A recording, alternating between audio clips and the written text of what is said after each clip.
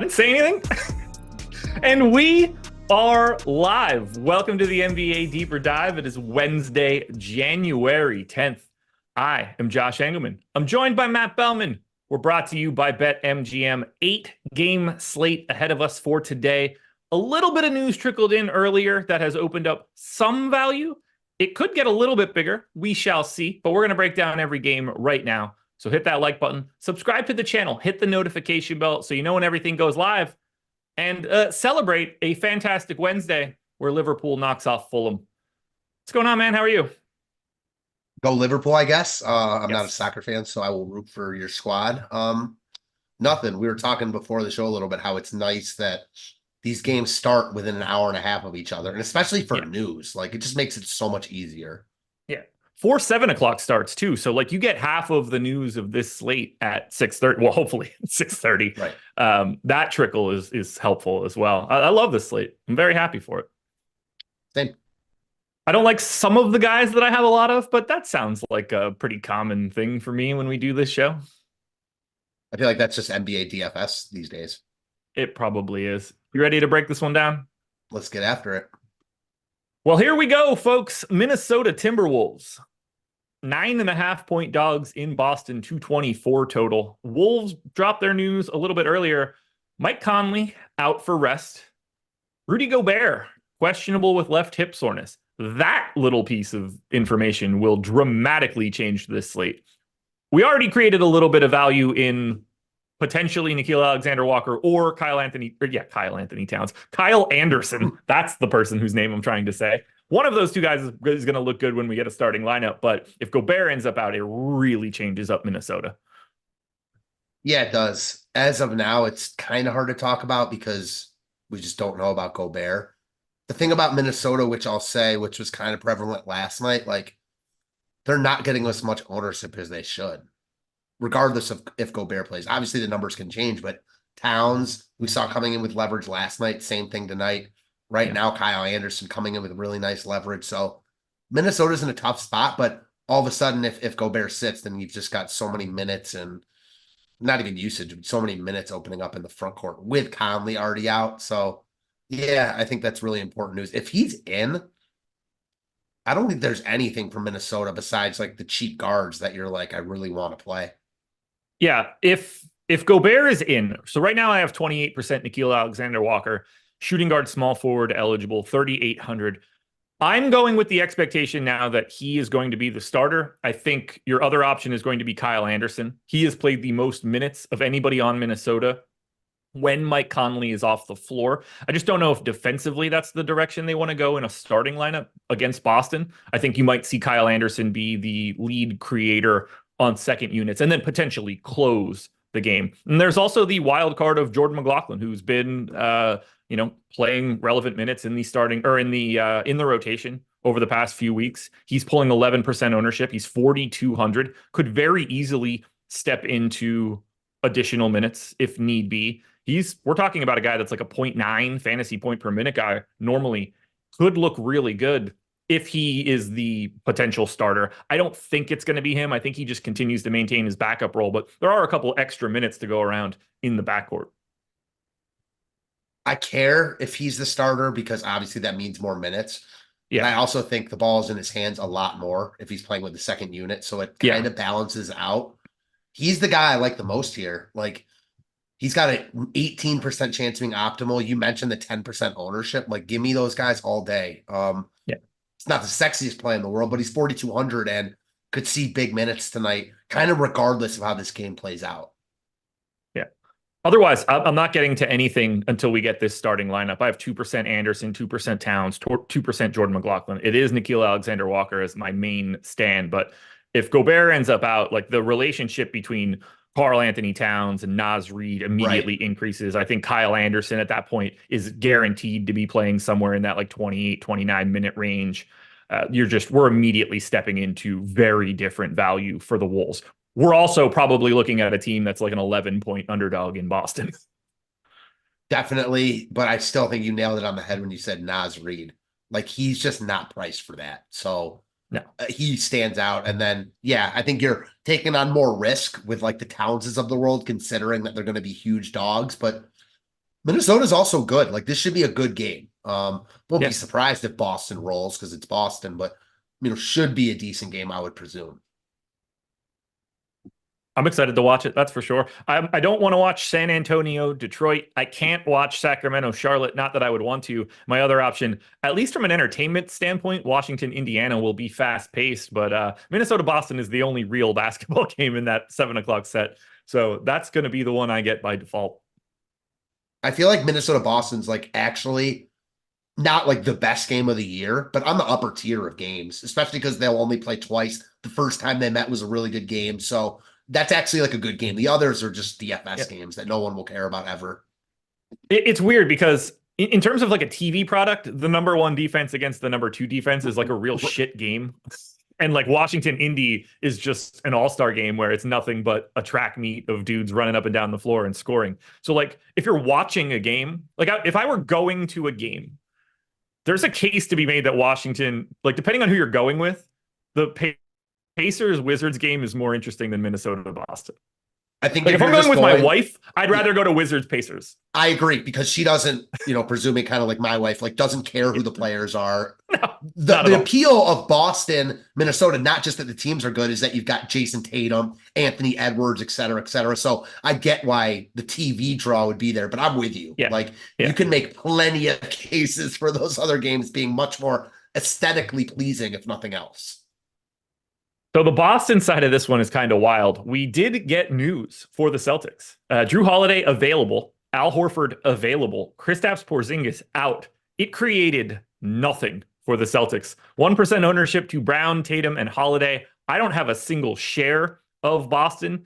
I assume that would change a little bit if Gobert gets ruled out because it's going to increase the total a little bit. Boston's going to just be projected for more points, but I don't mind getting to any of these guys. They just don't look as good as the rest of this slate. 224 total is the second lowest total on the slate. We've got games in the 240s and 250s. We're talking about 25, 30 point difference.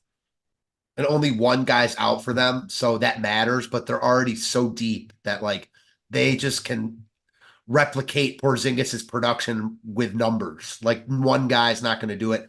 I think you give bumps to the Horfords of the world, Tatum, sure, but in this in-game environment, like I would understand using one of those guys as like your contrarian piece, but no one I want to build around. That said, I said the same thing about Sabonis last night. Yeah, it didn't help me to have 0 shares of the highest scoring player on the slate. That usually you're not going to win. Yeah, I felt like not having Sabonis in any of my 3 and cashing 2 was a win. Yeah, I would be very happy there. That did not work out well for me. That said, play Tatum, play Brown, play Holiday, play Derek White. If that's the last guy that you put in your lineup, do not be upset about that at all. It's also funny about Sabonis because yesterday, I don't know if you remember this when we were talking about Anthony Davis, we're like, yeah, like he's really the only guy that could challenge Luka as like the top scorer. And I was like literally gonna say Sabonis, but in my head, I'm like, no, he can't really match Luka on an upside game. Of course, yeah. Sabonis dropped 70. Like what? Yeah, it wasn't. I hated every bit of it. Same. Speaking of Sabonis, the Sacramento Kings are 8-point favorites in Charlotte, 230 total. Sabonis is the highest projected owned guy on the Kings at 13%. And stop me if you've heard this story before. I have 0. 11% ownership coming into Kevin Huerter, who got the start last night. 11 to Trey Lyles, who played, I believe, 48 minutes. Or at least that's how it felt like. On the opposite side, Cody Martin is questionable. PJ Washington doubtful. No LaMelo, no Gordon Hayward, and no Mark Williams. What are you liking here for Sacramento in what is very clearly a good spot in that Charlotte stinks? Everything looks good from Sacramento. Sabonis would be the main guy that stands out. He's really high in our boom bust tool, 3rd overall. 2nd overall, actually, because Jokic isn't even on the slate. So I think you can use him as a building block. He's in another really good matchup against the Charlotte team that gets destroyed by opposing bigs. So he looks great here.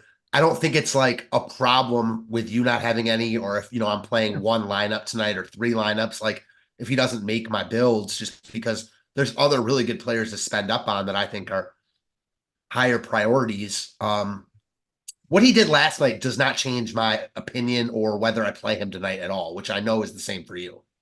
Yeah, absolutely. Good or bad. I would happily have him. Like, I don't mind it in any way. Like, if I'm getting to him, I'm very happy about it. It's not He looks like a really nice play today. I have no qualms whatsoever, but like there's just other guys that I'm getting to. Like right now, I'm getting to Steph. Like the whole pay up scenario is completely unowned, basically, other than Sabonis. I've got a little bit of Steph. I'm getting to a ton of Maxey, but if we're just looking 9K, if I didn't have Steph and I had Domantas Sabonis, I'd be just as happy with what's going on. He should smash Charlotte. Yeah, same. I also just outside of Sabonis, like I like Fox for different reasons. Don't feel good about as good about his median outcome here, but his upside is crazy high as it always is. Just because he's not playing well right now or in the past couple of games doesn't mean anything. Kevin Huerter starting. We saw that last night. I think he's a fine fill-in piece at 4,700 or whatever he's in. I think the interesting one is Trey Lyles, though, because he played a ton last night while Harrison Barnes did not. Like, if that continues, he looks like a really good value at 3,900, and he's not really projected for that. What's your take? I've got 12% right now, 3,900 power forward center. I gave him 20 minutes. And that makes me feel really good that I'm getting him neutral to the field because I think he's live to play significantly more than that. And the downside doesn't seem all that bad. I wouldn't want to take a huge stand because I don't know what they're really going to do with Harrison Barnes, but I wouldn't want to skip it either. Same. I think that at his price point, like you could play him in. He's not a must in any type of format, but you could play him in like single entry because he's under 4K. And even if he plays less than I expect him or less than you expect him to play, like he's still viable to be decent, Yeah, without question. Like he's the only guy I have any real ownership to on the Kings. Yeah, I get it with how they're priced. The Charlotte side is pulling some ownership. Terry Rozier, one of the highest owned dudes on today's slate, 8,500, point guard, shooting guard eligible, stepping into just all of the usage in the world with no PJ Washington, no Gordon Hayward, no LaMelo Ball. 8% coming into Miles Bridges, 7 to Nick Richards, 5 to Cody Martin. Talk to me about Rozier. I can't do Rozier this ownership personally. Like, this is a perfect spot where I'd like to get away from it. Like, I talk about this a lot in NBA DFS. Like, the value plays, sure, they can bust, but the value plays are the plays I think you really need to, when they're like the standout values that are getting the ownership, those are the guys you need to play. When it's the guys in the upper tier, I think you can differentiate because all the guys in the upper tier, for the most part, have upside. There's plenty of guys like Rozier on this slate that might not be projected for quite as many DraftKings points and have a worse median outcome, but from an upside perspective, like that's a place where I'll get different. I get why you play him, but I think I'll get different in that spot. Yeah, I have 22%, so I'm coming in under the field. I'm just nervous, and this is not the way that I look at DFS, but he smashed his last time out, and I just don't trust him to do that again. When everybody gets to him at 30% ownership, I've said it on the shows earlier today, I just expect him to go like 7 for 26 from the field and just not make a shot and just burn everybody for having the ownership. On paper, though, great play against Sacramento. Sacramento's defense, not very good. I understand why Rozier is getting that ownership. I'm taking a bigger stand on Miles Bridges right now. 8,200, power forward center, which is definitely one way to give him a position, but 8% owned. I kind of like the idea of being a little bit lighter on Rozier. If I'm going to get to somebody else from Charlotte, it's the other guy that's going to shoot a lot. Yeah, I also like Bridges here. Maybe, see, I feel like with Rozier, and I could be wrong on this, like we've talked about guys. Cody Martin ruled out. So relevant for this discussion, the team we are talking about is not going to be playing Cody Martin once again. We just saw this happen. That is why Terry Rozier played a sizable 44 minutes in OT. But now the entire way we talk about Charlotte is different. Yeah, it is. I mean, I don't know. I was starting to kind of backtrack my stance on Rozier just because, like, I feel like he's priced at his high end, and he might be, but he can still crush this price tag in this spot, against a fast-paced Sacramento team. So, listen, he's projected for over 48 fantasy points at 8,500. I would take that all day. So, with upside in there, like I get why he's getting owned. I also like Miles Bridges, though. I think there's more meat on the bone at his price point. He's a little bit cheaper. So I like him a little bit more. really wish he were small forward eligible. Like the center eligibility does nothing. No, it's meaningless. You would never use it. No. What do we want to do with Nick Smith? 4,200. He's point guard only. He played the entire second quarter last time out. He played a short rotation in the third and then played the entire fourth quarter and overtime to finish with 32 minutes. We need to give him way less than 32 minutes for him to become a value play that we are getting to a lot. I think he just went from wholly uninteresting to one of the higher owned dudes on today's slate. Yeah, I agree. I mean, with Martin expected to play, we have him projected for like 16 plus DraftKings points. So yeah, with him out, I mean, he looks really, really good here. Like no doubt about it. I think you're going to see his projection and ownership rise to, as you said, probably highest on the slate type levels. Mensa's minutes won't really change. We saw JT Thor get 21. We saw Ish only play 15. They didn't really go to anything else. They just jammed these starters. Bryce McGowan's played 23 and a half. He took a fourth quarter rotation, didn't play the rest of the fourth quarter, didn't play any in overtime. Nick Smith took Bryce McGowan's spot. Doesn't have to happen like that, but I think we're live to get, big minutes out of Miles Bridges. Why did Miles Bridges play so little in that second quarter? Not even foul trouble, just weird. They went to like a really weird rotation there, but I think we got to be expecting, 38 minutes out of Terry Rozier at this point and maybe 37, 38 to Bridges. What do you want to do with somebody like Brandon Miller or McGowan's or the rest of these Charlotte guys? Man, I was just looking at Brandon Miller because the rest of the Charlotte team is just afterthoughts for me. Like, I don't want to play any of those guys outside Rozier and Bridges. The question mark becomes Brandon Miller. I just don't feel his 6K price point. He's not projected well. He hasn't played particularly well. Like, I like Bridges and Rozier as the guys from Charlotte. And the rest of their team just sucks. So Bridges and Rozier are going to have to do a lot for them to be competitive here. I'm going to end up with a boatload of Nick Smith, I am assuming. I just gave him 24 minutes quickly, just like without digging into rates. He ends up being, around 21 fantasy points at 4,200. It's a little over 5x. We have other value plays that I don't think are going to look as good as Nick Smith does. Let's see what's around him. And I'll say this about Nick Smith. I made a point about Sasser yesterday that Detroit is like a void of offense, and they are, but they have more offensive weapons right now than Charlotte outside of Rozier and Bridges. Charlotte has nothing outside of those two. So Nick Smith is needed. Yeah. So yeah, I think like those three guys are the targets, with Smith obviously standing out as a value piece. Like, we're getting 15% ownership right now to Obi Toppin at 4,300. Jordan McLaughlin was pulling 11 at 4,200. Nick Smith is absolutely a better play than Jordan McLaughlin right now, unless McLaughlin is starting. But assuming we get both of those guys coming off the bench, you unquestionably like Nick Smith better than that 10%. So right away, you're giving him 10. There's 12% ownership coming into Corey Kispert right now at 4K. That right away, you're going to Nick Smith before you're getting to Corey Kispert. So I think we're going to be seeing, 20 to 25% ownership, depending on how aggressive you want to be with his minutes projection. There's certainly a lot of minutes to go around for Charlotte. Yeah, I mean, I think that Nick Smith absolutely destroys those guys now, to be honest. Like, yeah, agreed. I don't even think it's close. The balance between him and Nickeil Alexander-Walker will be really interesting, particularly if they do name like Kyle Anderson the starter or something like that. For sure. Alrighty, folks, schedule for the rest of the day. We've got NBA Live Before Lock coming up next. That's it.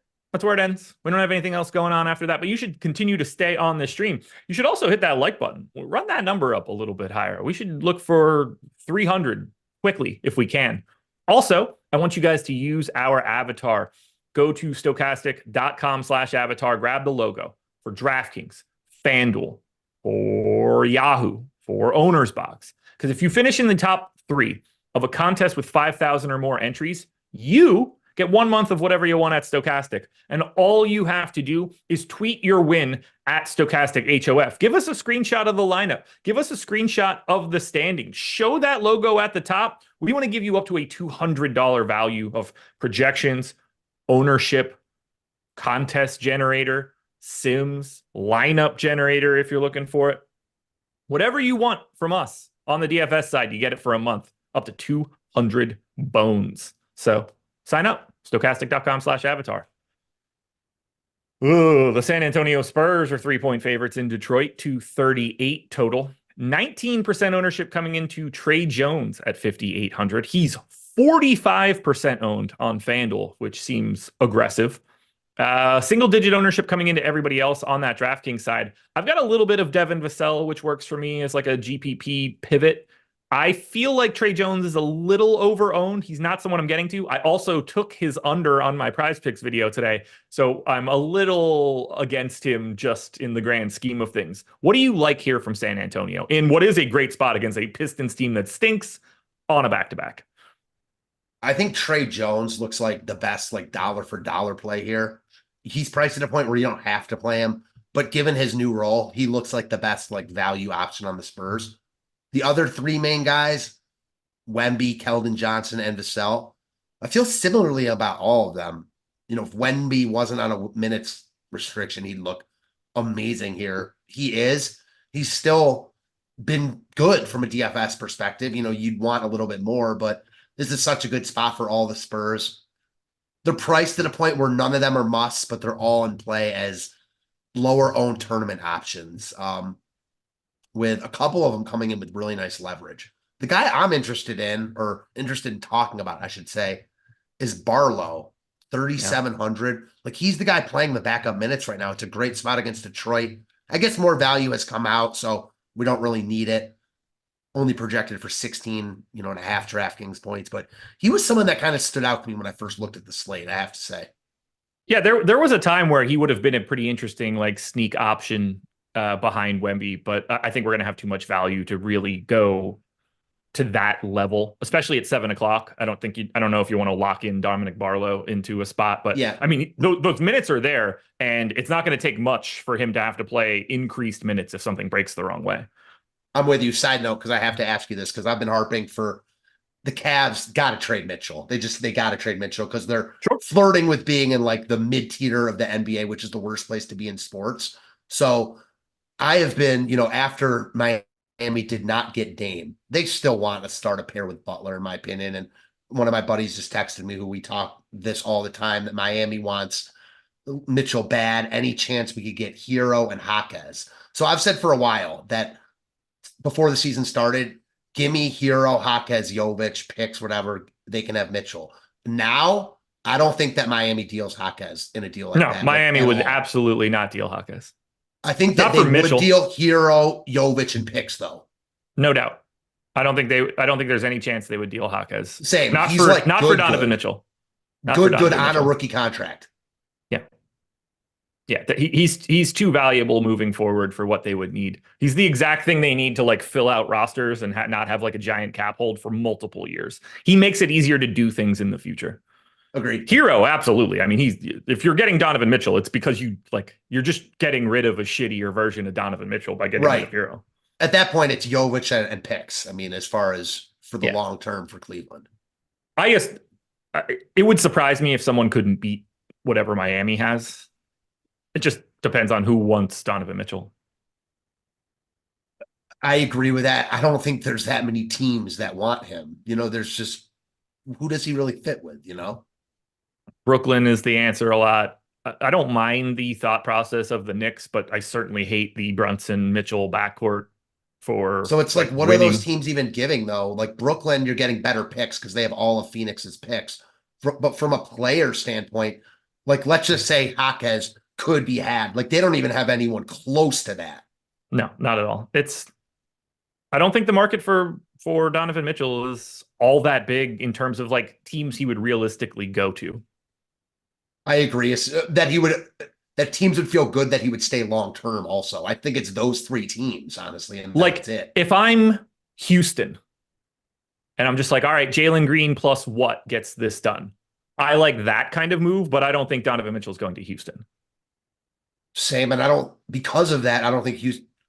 I would love that type of move for Cleveland. I don't even love Jalen Green, but yes.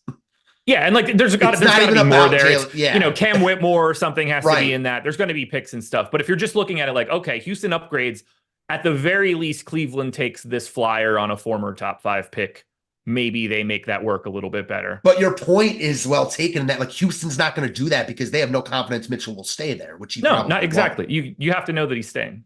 All right, sorry about that. No, you're good. I would prefer to do that than talk about DFS. So. We got to go back to the Pistons, though, today, unfortunately. 22% ownership coming into Jalen Duren. I'm not getting it as much, but I certainly like him here against San Antonio. 21% ownership coming into Bojan. 16 to everybody's favorite, Killian Hayes. How do you want to handle Detroit on this second day of the back-to-back? Detroit looks like San Antonio to me. Like, they're priced up a little bit now. They're all in play with no Cade, but Ivy close to 7K, Hayes 5,500.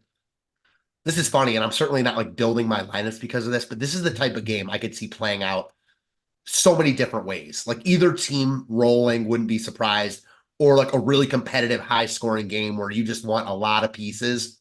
I could see that happening also. I will say the one guy from Detroit that stands out to me, like I guess stand out is too broad a term because he didn't play a ton yesterday, is Marcus Sasser. He's like the one guy whose price didn't rise, and he can get there at an under 4K price tag. He didn't make a shot yesterday and still got like 15 DraftKings points. So again, no one from Detroit stands out for me. You're obviously taking a shot with Sasser, but he's priced where you can do that. I have 42% Bojan right now, 2x the field, 6,600. It's a small forward position that is generally pretty tough to fill. I don't exactly think he's going to be meeting a ton of resistance from the San Antonio Spurs. He's more of a shooter than anything else. I think that's probably a good thing in this spot, that it's not like he's going to be challenging Wemby a lot or going into like their main defensive player. I think he's in a pretty nice, like I'm hoping he can keep up the heater he was on a little bit last night. Certainly San Antonio, not at their 25th in defensive rating. So like I like the spot. His points prop's 22.5. It's where I have him. So I don't feel like I have him projected weirdly. I think that it's just really working well for me for small forward. So he is actually one of the guys that I'm taking a pretty big stand on today. I get that. He looks like a really solid filler piece. There's a reason he's getting 20% ownership. And man, you talked about it with Cody Martin being out. I just updated the tools, which just updated. We have Rozier now, number 1 in our boom bust tool, projected for close to 50 fantasy points. That's a number. Yeah, he's just, we don't really have much of a choice there for Charlotte. They are running thin on bodies. Yeah, so it makes me like Bridges even more, so I'm happy about that. And now I think my stance has to change on Rozier. Anything else for the rest of the Pistons? No, I'm interested, like from a GPP perspective. Rudy Gobert out. Okay, I was going to say I like the idea of going to Killian Hayes because like he let people down yesterday, but $1,000 more now, like probably not. Yeah, Rudy Gobert out. So if you thought Cody Martin's news meant a lot to Charlotte, it's going to mean a little bit more that Rudy Gobert is not playing for the Minnesota Timberwolves today. Directly, like how much better does it make? Like I said it earlier, I think the guy that gets the biggest bump is Naz Reid, just because the minutes should be there now. I think Towns looks better, but yeah, they all look better. It's Naz Reid and Kyle Anderson that get the biggest overall bump. There's just too many. They got to fill too many minutes now, and those guys are going to get them. Like clearly, Towns looks better. Clearly, like everybody that's still around looked. Ooh, Clint Capela also out. So not only are you interested in Naz Reid, but Onyeka Okongwu just became the best play on today's slate. Yeah, I don't think that's a question, especially because he has power forward eligibility. Yeah, him and that combo of Naz Reid and Onyeka Okongwu is going to be very interesting. But Okongwu, we're going to get to Atlanta in a little bit, so we'll sit on that one. But Okongwu is going to jump to the top of the list for me. I will say now you're going to have, I think, a lot of rosters like with a similar build, like in every type of tournaments with guys like Rozier, Maxey, Okonkwo, and a couple Minnesota guys being really popular. I'm going to sneeze. It's stuck in my nose and I don't know what to do. I hate that. Mentally strong. Washington Wizards, 8-point dogs in Indy, 252 total. There's just scattered ownership. coming into everybody from Washington. 12 to Kispert, 10 to Avdia, 10 to Poole, 15 to Kuzma, another 10 to Tyus Jones. Very curious to see how many people click on the wrong Jones today. Scattered to Koulibaly, Gafford, DeLon Wright. There's a little bit of everything here because this total is 252, highest on the slate. It's the second worst defense in the league against the worst defense in the league. This is Indiana with no Tyrese Halliburton. It's just a wild situation. What do you like from the Wizards? Not a lot. Kispert is priced where at a point where you can play him at 4K, but especially now with the Gobert news, the Cody Martin news, Washington is not a place where I'm looking for a lot of exposure here. I don't want it, but I was getting to a bunch of Corey Kispert. Now, I don't care if that's going to go away with everything that we just created. Like Corey Kispert's not going to be the guy that I'm super worried about. I have a little bit of Jordan Poole. Once again, that dude, I don't know what to do with him, but if he's going to be sub 6K at 9% ownership in a matchup against the second worst defense, I will be willing to take chances in GPPs. Just not a huge stand. Yeah, I mean, he's not getting like a ton of ownership, so not hard to take like a stand on him a little bit. There's just we saw this last night too.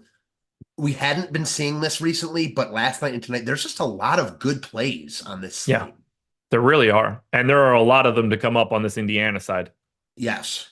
30 to 35% ownership on Nembhard and Jaylen Smith, 25 on Miles Turner, 10 to 15 on Nesmith, McConnell, Hoppen. And that says nothing for even trying to get to a Bruce Brown, a Benedict Mathurin, a Buddy Hield. We don't really know what this is going to look like with no Halliburton in. I think the general assumption is that Andrew Nembhard is just going to step into that starting role. I think that's why you see him pulling 35% ownership.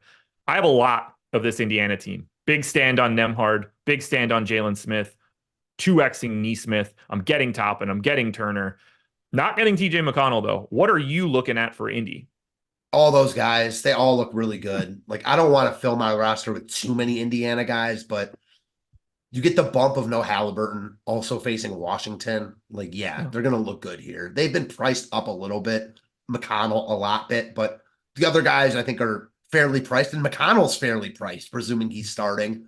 He's really interesting to me. I don't think people want to click that at 6,700, but he could easily drop 40 here, and no one would be surprised. And at 6,700, you take that all day. Yeah, he has to start. I don't know how you get to him if he's not starting at 6,700. That's way too big of a risk for somebody that could just very easily be the backup point guard to a 30-minute game from Andrew Nembhard. That can just happen. You're never paying off 6,700 if that's the case. So that's the only scary part for me. We just need that starting lineup. But no matter what the starting lineup is, in the aggregate, Indiana is going to be owned in a big, big way. The other thing I really like about him is everyone on Indiana is really good play. And the other guys, Nembhard, Jaylen Smith, Miles Turner specifically, stand out as better like value options. But all those guys are coming in way over-owned from a leverage perspective. McConnell's coming in under-owned. So it gets you like a piece of this game where the ownership's not getting to. Yeah. I'm very intrigued by Mathurin, Brown, Hield. Yeah. Like they just feel like one of those guys is going to be a very, very good GPP pivot. Mathurin specifically to me stands out. Yeah, shooting guard, small forward, 6,400, has the ability, like they need offensive creation in a big way with no Tyrese Halliburton around. Mm-hmm. Ultimately, just get yourself to the Pacers in any way that you can. Yeah, for sure. Alrighty, folks, we got to talk a little bit about BetMGM. This is very simple. If you are in a legal sports betting state, I would like you to get some bonus bets at BetMGM. The offer is this. You click the link in the description or in chat, bet $5, get $158 in bonus bets. It's Super Bowl 58. That's what the promo is. They added an extra 100 because if it was bet 5, get 58, no one would care. You want to get 158 in this spot. You got to bet at least $5 though. That will unlock it. You'll get two $50 bonus bets and a $58 bonus bet. It's an incredible way to start off a bankroll, and it really doesn't cost you much. If you just simply lose those 3 bonus bets, you go 0 for 3, and you lose your first bet, you've only lost $5 by taking advantage of this deal. The more likely scenario is that you have a lot more money in your account than you did before. So I think you should take advantage if you're in a legal betting state. If this were North Carolina in March, then I would probably do it. But unfortunately, I cannot. Legal age for gambling in most states is 21 or over. And if you or someone you know has a gambling problem, please call or text 1-800-GAMBLER. Philadelphia 76ers are 1-point favorites in Atlanta, 244 total. No Joel Embiid for this one. No Robert Covington for this one. Q tag on DeAnthony Melton. Assuming Melton is in, we've got 24% ownership to Maxey, 24% to Harris, and $12 to $5,700 Paul Reed. What stands out to you from Philadelphia? Maxey looks like one of, if not the best play on the slate. Yeah. He just looks great here in a great spot. No Embiid. He's like in between priced where he probably should be if Embiid is out or if Embiid is in. Like if Embiid is out, he should be above 9K. If Embiid is in, he's probably closer to 8K. So you're getting a bit of value here. He looks like a building block for me in all formats. Harris also looks really good here. Under 7K without Embiid. He's played really well this year. So those two guys look great. If Melton's in, I don't like a guy like Oubre as much, but if Melton's out, then I think you can look at like an Oubre. From the value pieces, I think there's risk, but I don't think it's crazy to take shots on like a Marcus Morris. They've got a lot of minutes and usage inside to fill in with no Embiid. It's a great spot against Atlanta. So not sure I'll get there personally, but if I were multi-entering, I would. I've got 68% of Maxey, at least as we started this show. I don't think that's really going to change much. I assume I'm getting to quite a bit of him. I already had enough salary to get there, and I think he looks like one of the best plays you can get to. Yeah, we talked about Rozier a lot, and I said I think Rozier looks really good. Give me Maxey over Rozier here.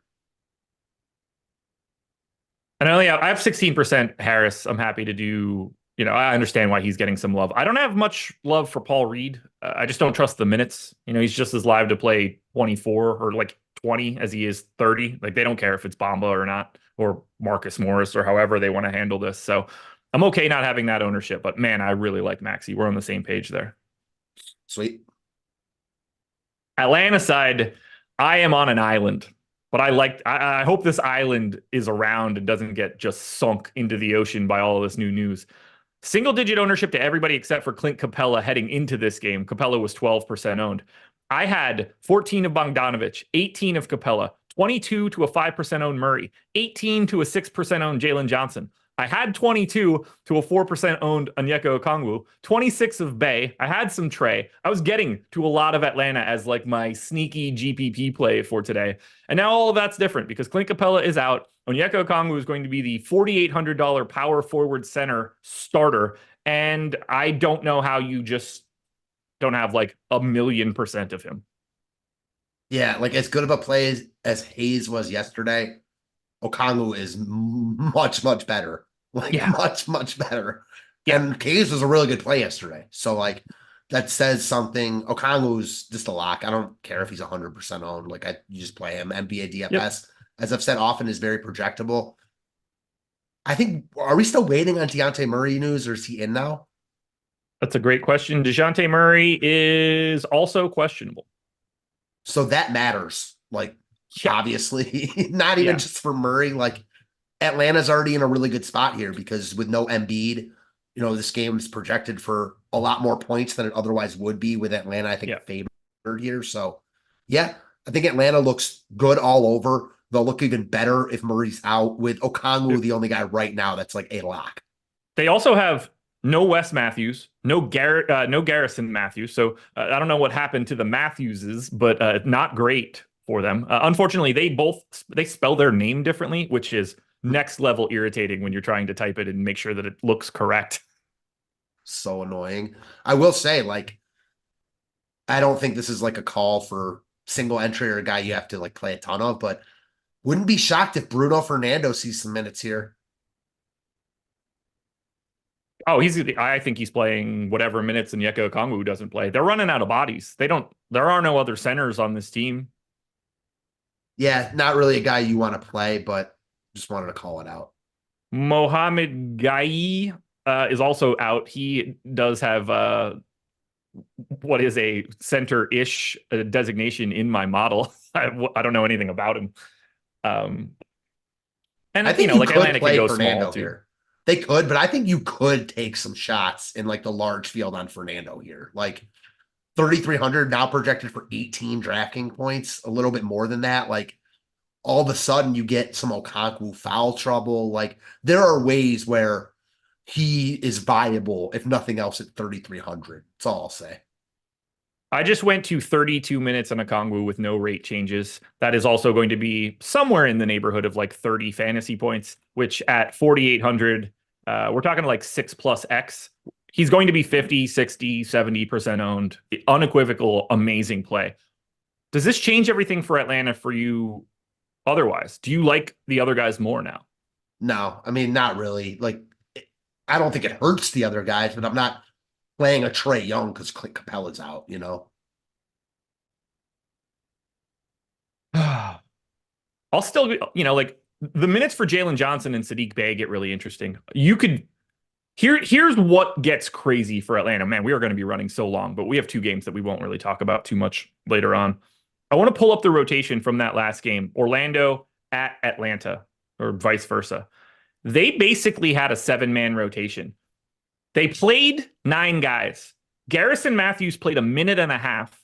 Wes Matthews played 8.5 minutes. Now, in case you were not listening earlier, both of those dudes aren't even available today. So they played 7 dudes, the other 400 or 230 minutes in the game. And now we're taking out the 36 minutes of Clint Capela.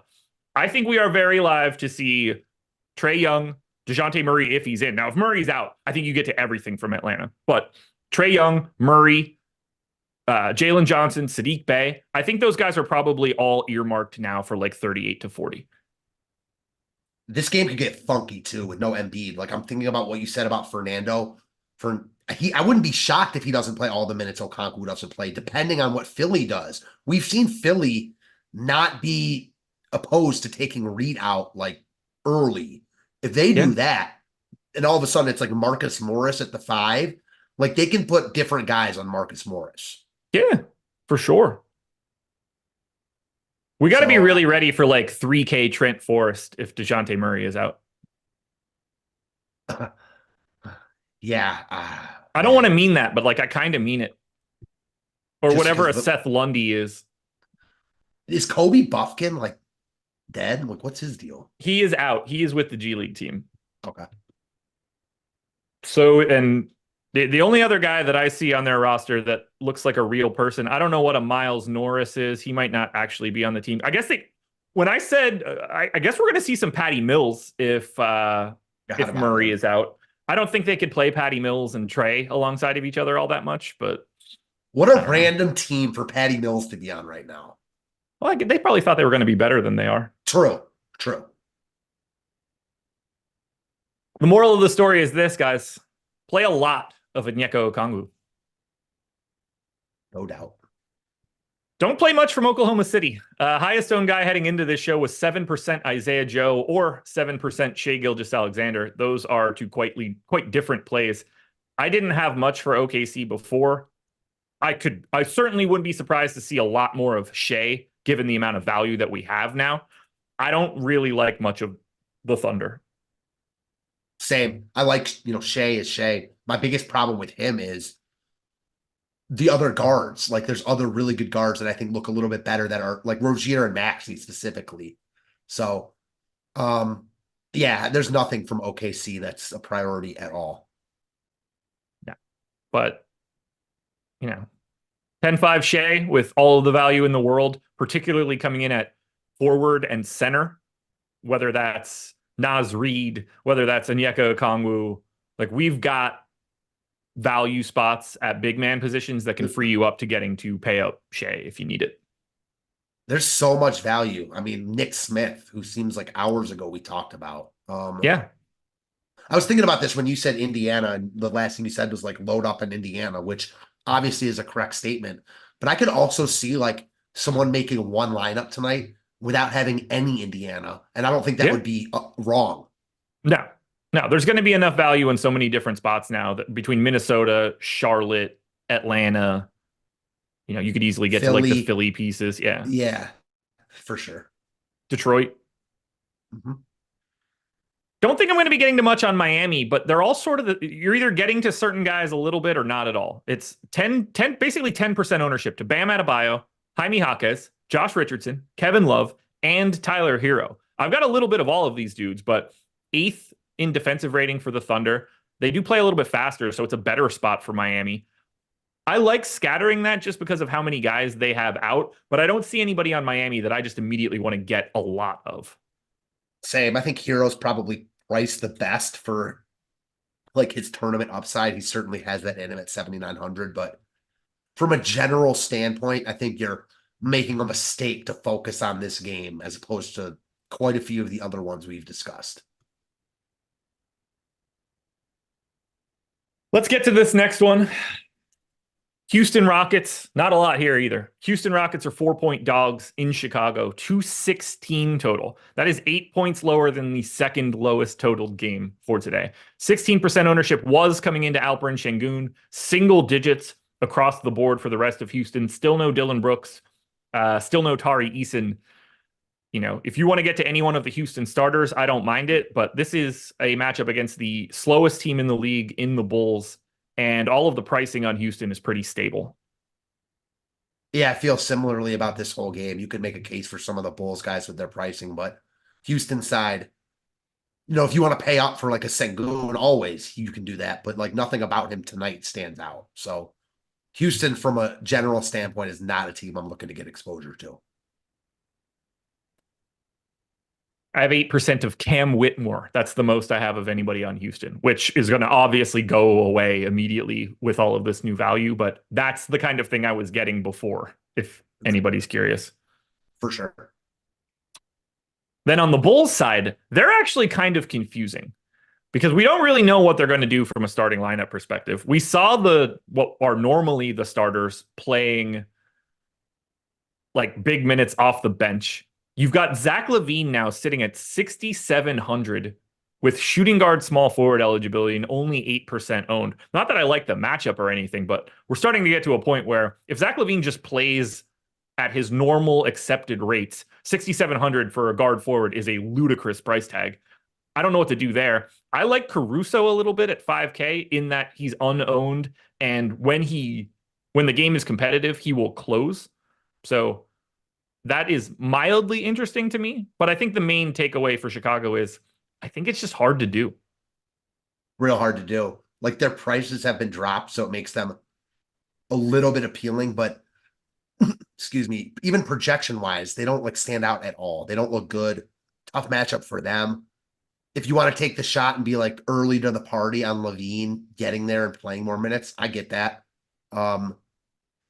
I think there's just too many other good plays on this slate. Like, as crazy as this sounds, like, give me TJ McConnell over Zach LaVine at the exact same price. Wow. Man, that's scary. Isn't it? He's been so bad as of late, but like, I don't know. That scares me. Yeah, it's not a statement I ever thought I'd say or hear said. Ooh. I would rather have LaVine in that situation. Okay. Let me see. Like, what are they projected for? So LaVine projects for 33.47. I mean, McConnell projects. I struggle with that. I think I'm going to stick with give me McConnell tonight only over LaVine. Okay.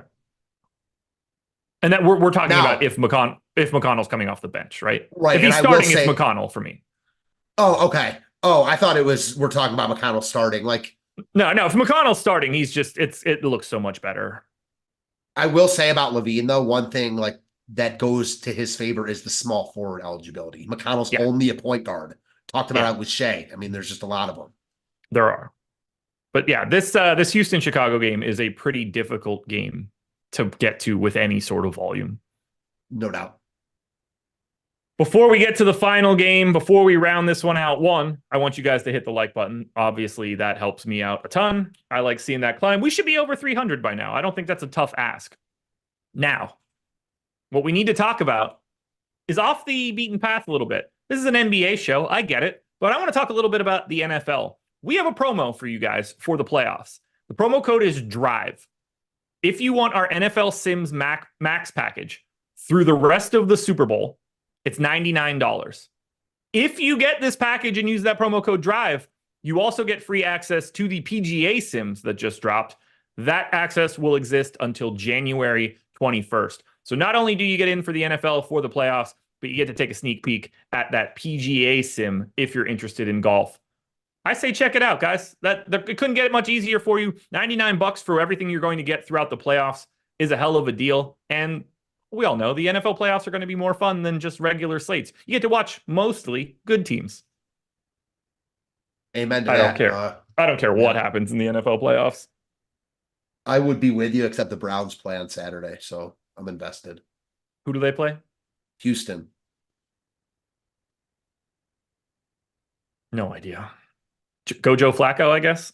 Yeah, that's good. Joe Flacco, Flacco mania. We closed this one out. Could you imagine if he actually, I know you probably can't imagine this to a degree, but if he just somehow went on this run and picked up another, oh my God, Joe Flacco just led a team to a Super Bowl like he did before. Insane.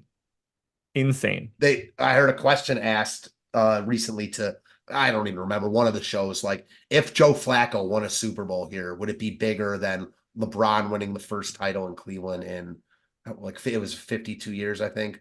The answer to that question is, as a Cleveland fan, undoubtedly bigger.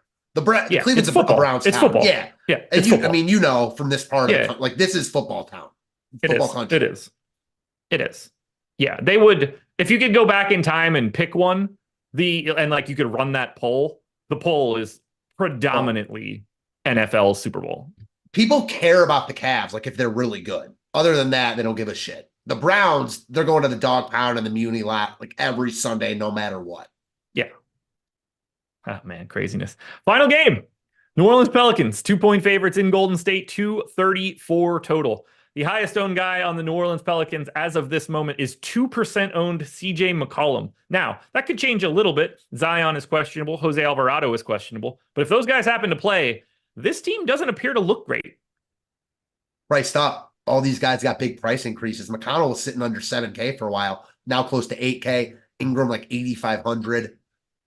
New Orleans does not look good to me at all here. No, I don't have a single share. I don't even know. I will happily take some Ingram, some McCollum, some Zion if they're playing. They're GPP pivots. Those guys will look a little bit better if Zion ends up out, but it's incremental at best. There are guys like that aren't getting ownership in better spots, like Kyle Kuzma, who I'd rather go to that I'm not getting to than those guys. Yeah, agreed. And then we get to Golden State. I have no idea what this team is doing today. It does not help us that the final team we talk about is the one with the most ambiguity. They had a five-man starting lineup for their last game, and 3 of those guys didn't make it to the second half of the starting lineup. If you think you know who's starting for Golden State today, you're a liar. I'm going to assume Steve Kerr doesn't even know yet. No ownership coming into these guys. It's single digits across the board. I have 20% Steph. I don't know what that looks like after this is done. He's basically unowned, but I'm not ever going to be upset about taking Steph on a day where he's unowned. That's really my only take. He's Steph Curry. Maybe the shot falls. That's all I've got here. I don't know what else to do with him. Be ready to swap. He's the one ultimate constant that no matter what, how he's playing, whatever the other rotations are, he's going to get his minutes and the ball's going to be in his hands. Whether he has a good game or not, who knows? But Curry's the only guy you can feel comfortable with. You said that 3 of those guys didn't make it to the second half. How about they didn't make it to 4 minutes in the first quarter? They got pulled instantly. So if you think you know what their starting lineup is besides Steph Curry, and pretty much that's it, you're fooling yourself. And there's just so many other better spots here where I could see Moses Moody pulling a start. He played really well in the minutes he got last game, but on this slate, you just don't need it. So hopefully the good thing is this game is not a usual Golden State game. It's at 8:30. So maybe we get the news earlier than normal, but this is not a good DFS, good game from a DFS perspective. No, I'm just nervous. If Kevon Looney starts and you start projecting him for 22 minutes or something like that, or maybe 24, I don't know if you can do that because you can't trust anything. I kind of like it on the opposite side of Joval. Even if he just matched Joval's minutes, he's 3,900 today and not a garbage per minute dude. But I don't if we don't get that news till 8:01, that swap is meaningless. And it's so hard to like bank on him because it's like, how often do you really need Looney? Not saying that he's not a valuable piece, but you know what I mean. Yeah, like if you knew he was starting right now, he'd be getting some love today just because of his price tag. Like maybe not now with the like new power forward center value that's popped up, but if he were starting at 3,900, like we've played him at much bigger price tags than that as a starter this year, it would be appealing. I just don't think there's anything we can do with that information. Same. I think that just about does it. Anything else you want to add for this slate before we turn this one over to live before lock? We are up over 300 likes, by the way, which makes me think that we can get to 400. Nice. Seems like this slate is just concentrated within a few teams that are the teams you really want to get exposure to. It's going to be a fun one, guys. Live before lock coming up next. Thanks to Jordan for producing. Matt, thank you for being here. We're going to talk to you later. Don't leave this stream. It keeps going all the way till 7 o'clock.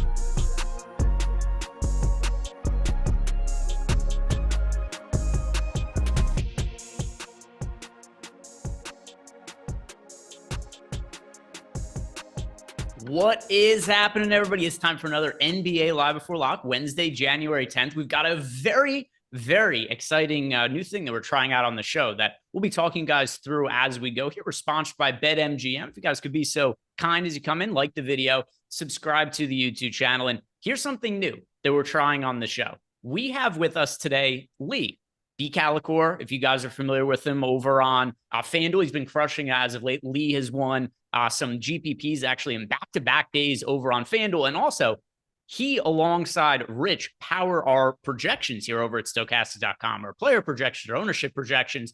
So we now have whoever is going to be manning the projections. We are trying out having them on the shows kind of in the background. And then if we get any kind of breaking news, like Dejounte Murray is questionable to play right now. If Dejounte Murray is ruled out in the next, like 30 minutes or so over the course of the show or whatever, we'll bring Lee in as he's updating projections, and he will let us know what it is that he's doing to the projections, where he thinks the minutes are going to be going, where the usage is going to be allocated, and why. So we think this is going to be a really cool way for you guys watching this show to get a little bit of extra insight into some of the thought process that goes into making the projections here at the site. So guys, I hope that you like this. And if you have any other suggestions for it, at me on Twitter, leave it in the comments section, because I'm interested to see what you guys think about this addition to the show. And one more time, like the video, subscribe to the YouTube channel. Eric's here, by the way, too. Well, there we go. No, I'm excited. I mean, B. Calicor, the guy is an absolute beast. If you guys haven't seen his screen name at the top of DK FanDuel, you just haven't been paying attention the last couple of years.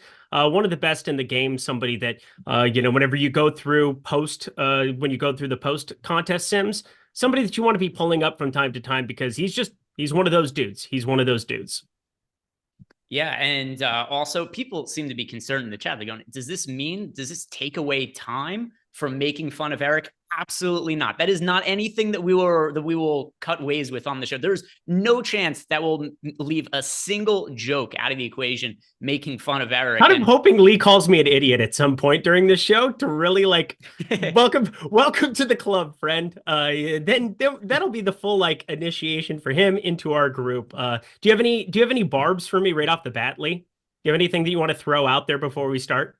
No, I'm just going to try and help you actually win some GPPs here. So, you sir are trying to do the impossible then. But Lee is going to do his best to try to make Eric profitable, because what does Eric cling to around here? It's his numerous hits on the Nuke of the night, which earlier where I was kind of walking Lee and Rich through what it is that happens on shows. And he had said, well, do you guys mute yourselves in between talking? And I said that no, when Eric goes on 5-6 minute tangents about which players he got right, 4 or 5 days ago, I just hold my breath for, 6-7 minutes at a time to make sure that none of the noise I make are going to be picked up on camera. So it's good. We've got everything covered around here, and everybody is in line with what's going to be going on. So Eric, don't worry. We're not, the skits and bits aren't going anywhere around here. All right. Well, Lee, welcome. You're officially part of the group. You are now part of the Live Before Lock crew. Appreciate you. Didn't have to do me like that, but here we go. And if you guys really want to know, other than, of course, all the help that we get from the data team and all the advice and what Lee's going to be bringing the show as well, the real best way that you guys could line your pockets with some extra money tonight is you sign up at BetMGM. Eric's got it on the screen behind him. They're sponsoring the show, and they've got a great deal going on. Because when you sign up at BetMGM, using the link we have below, all you have to do is bet $5, and they're going to give you $158 in bonus bets, Eric, which this is so simple that even somebody as dull as Eric was able to figure out that this is a great deal. So go sign up at BetMGM, take advantage of the offer, $5 bet, and they're going to give you $158 in bonus bets. This is a no-brainer. Take advantage of it. If you or anybody you know has a gambling problem, call or text the number 1-800-GAMBLER. And Eric, let's start getting into the slate now. And the usual deal. Answer you guys super chats, any questions that are coming into Discord, and as well as the robust injury report for tonight. So just reading off for you guys some of the key players that we're looking at for tonight. Dejounte Murray is questionable. Clint Capela has already been ruled out. Zion Williamson is questionable. Joel Embiid is already out. D'Anthony Melton is questionable. Tyrese Halliburton is out. Rudy Gobert is out. And I've really just tried to narrow it down to the most key players on the slate, because those are the big names who are out and who are currently listed as questionable. I'm curious to ask you, Eric, of the players that have been ruled out, which one do you believe has the biggest impact on your lineups tonight? As I'm looking through it, God, I have kind of a mismatch, like a smattering of everything in every spot. I mean, Terry Rozier is a guy that's pretty tough to get away from now. You have no Cody Martin, you have no PJ Washington, you have nobody there. It looks like Charlotte, this was a team that I was planning on taking a little bit of a stand with some of the ancillary pieces. So I would say that there's somebody that's kind of showing up. But I mean, Minnesota, I think we'll start with my Timberwolves. You have no Rudy Gobert. Karl Anthony Towns, Kyle Anderson, both of them going to be guys that are showing up here in my lineups a little bit more. Nasty Nas, Nickeil Alexander-Walker, Jordan McLaughlin. These are all guys that if you go into our boom bust tool, I haven't reran my lineups yet because there was just so much to get done. Clint Capela getting ruled out. Okongwu is going to be one of the top plays on the slate, probably going to be one of the guys that get to the absolute most with power forward center eligibility.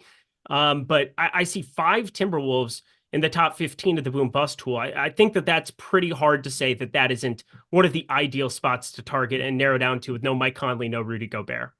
Yeah, for me, it's going to be, as odd as it sounds, the Atlanta Hawks situation, because with Clint Capela out, my most rostered players on Onyeka Okongwu. Now, it should be no surprise if you look at our ownership that he's a pretty well-projected play. He's expected to be north of 40% owned, but I mean, this is a guy for me who's making it into nearly all of my lineups. Not quite the extent of some of the other chalk pieces we've had recently, Eric, but still the majority of my lineups are going to have Onyeka Okongwu. He's a key piece of value for the slate to me. And then also if Dejounte Murray gets ruled out, I mean, forget about it. The amount of Hawks value that I'm going to wind up with in my lineups today. It's going to be absurd. So we'll start to get some of your questions. Well, I'm curious to ask you, as of now, is Okongwu also your highest exposed player? Yes, I have a lot of Okongwu, but again, I have to rerun everything. I'm just kind of making that assumption based on his projection, based on what I know about me using the Sims. All right, let's get to your guys' super chats, and I think you get this right, Eric. Without even looking at the YouTube chat, what do you think is the first question? Yeah, got to be our guy. FanDuel tiers, right? No, they don't have that.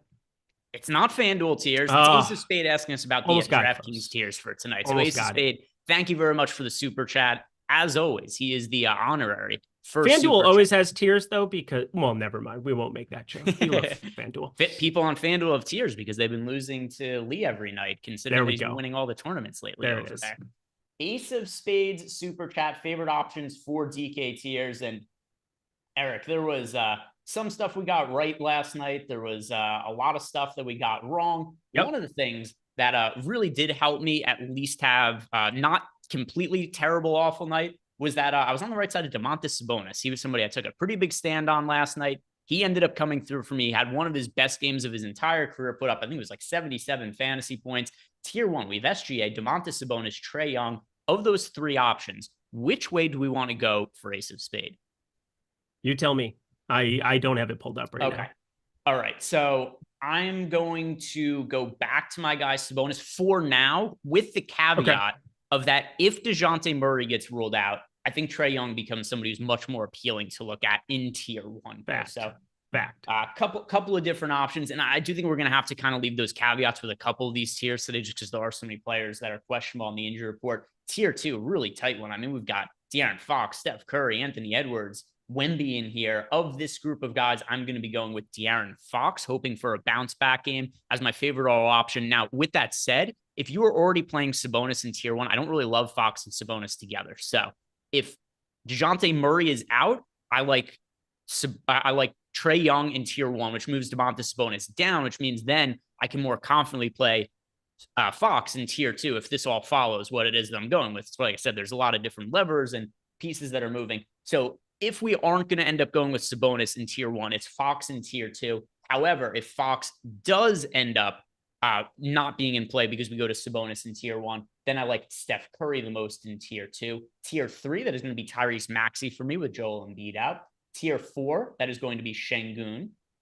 Tier 5, going with Karl Anthony Towns, benefiting from the absence of Rudy Gobert. And then finally in tier 6, I feel pretty good about going to Jalen Duren here, because the 2 players at the top are Jalen Duren or Dejounte Murray. I already lean towards Jalen Duren. And then the potential for Dejounte Murray to not play today, that also makes Duren look even better. So Ace of Spade, thank you for the super chat. As always, happy to break down tiers for you. And Sotax, this one's only for me, Eric. It doesn't apply to you at all. And you'll see why in a second. No, but for real this time. Oh, okay. Yeah, Sotax up the super chat. He said, Greg, thanks for the late slate calls in Discord last night.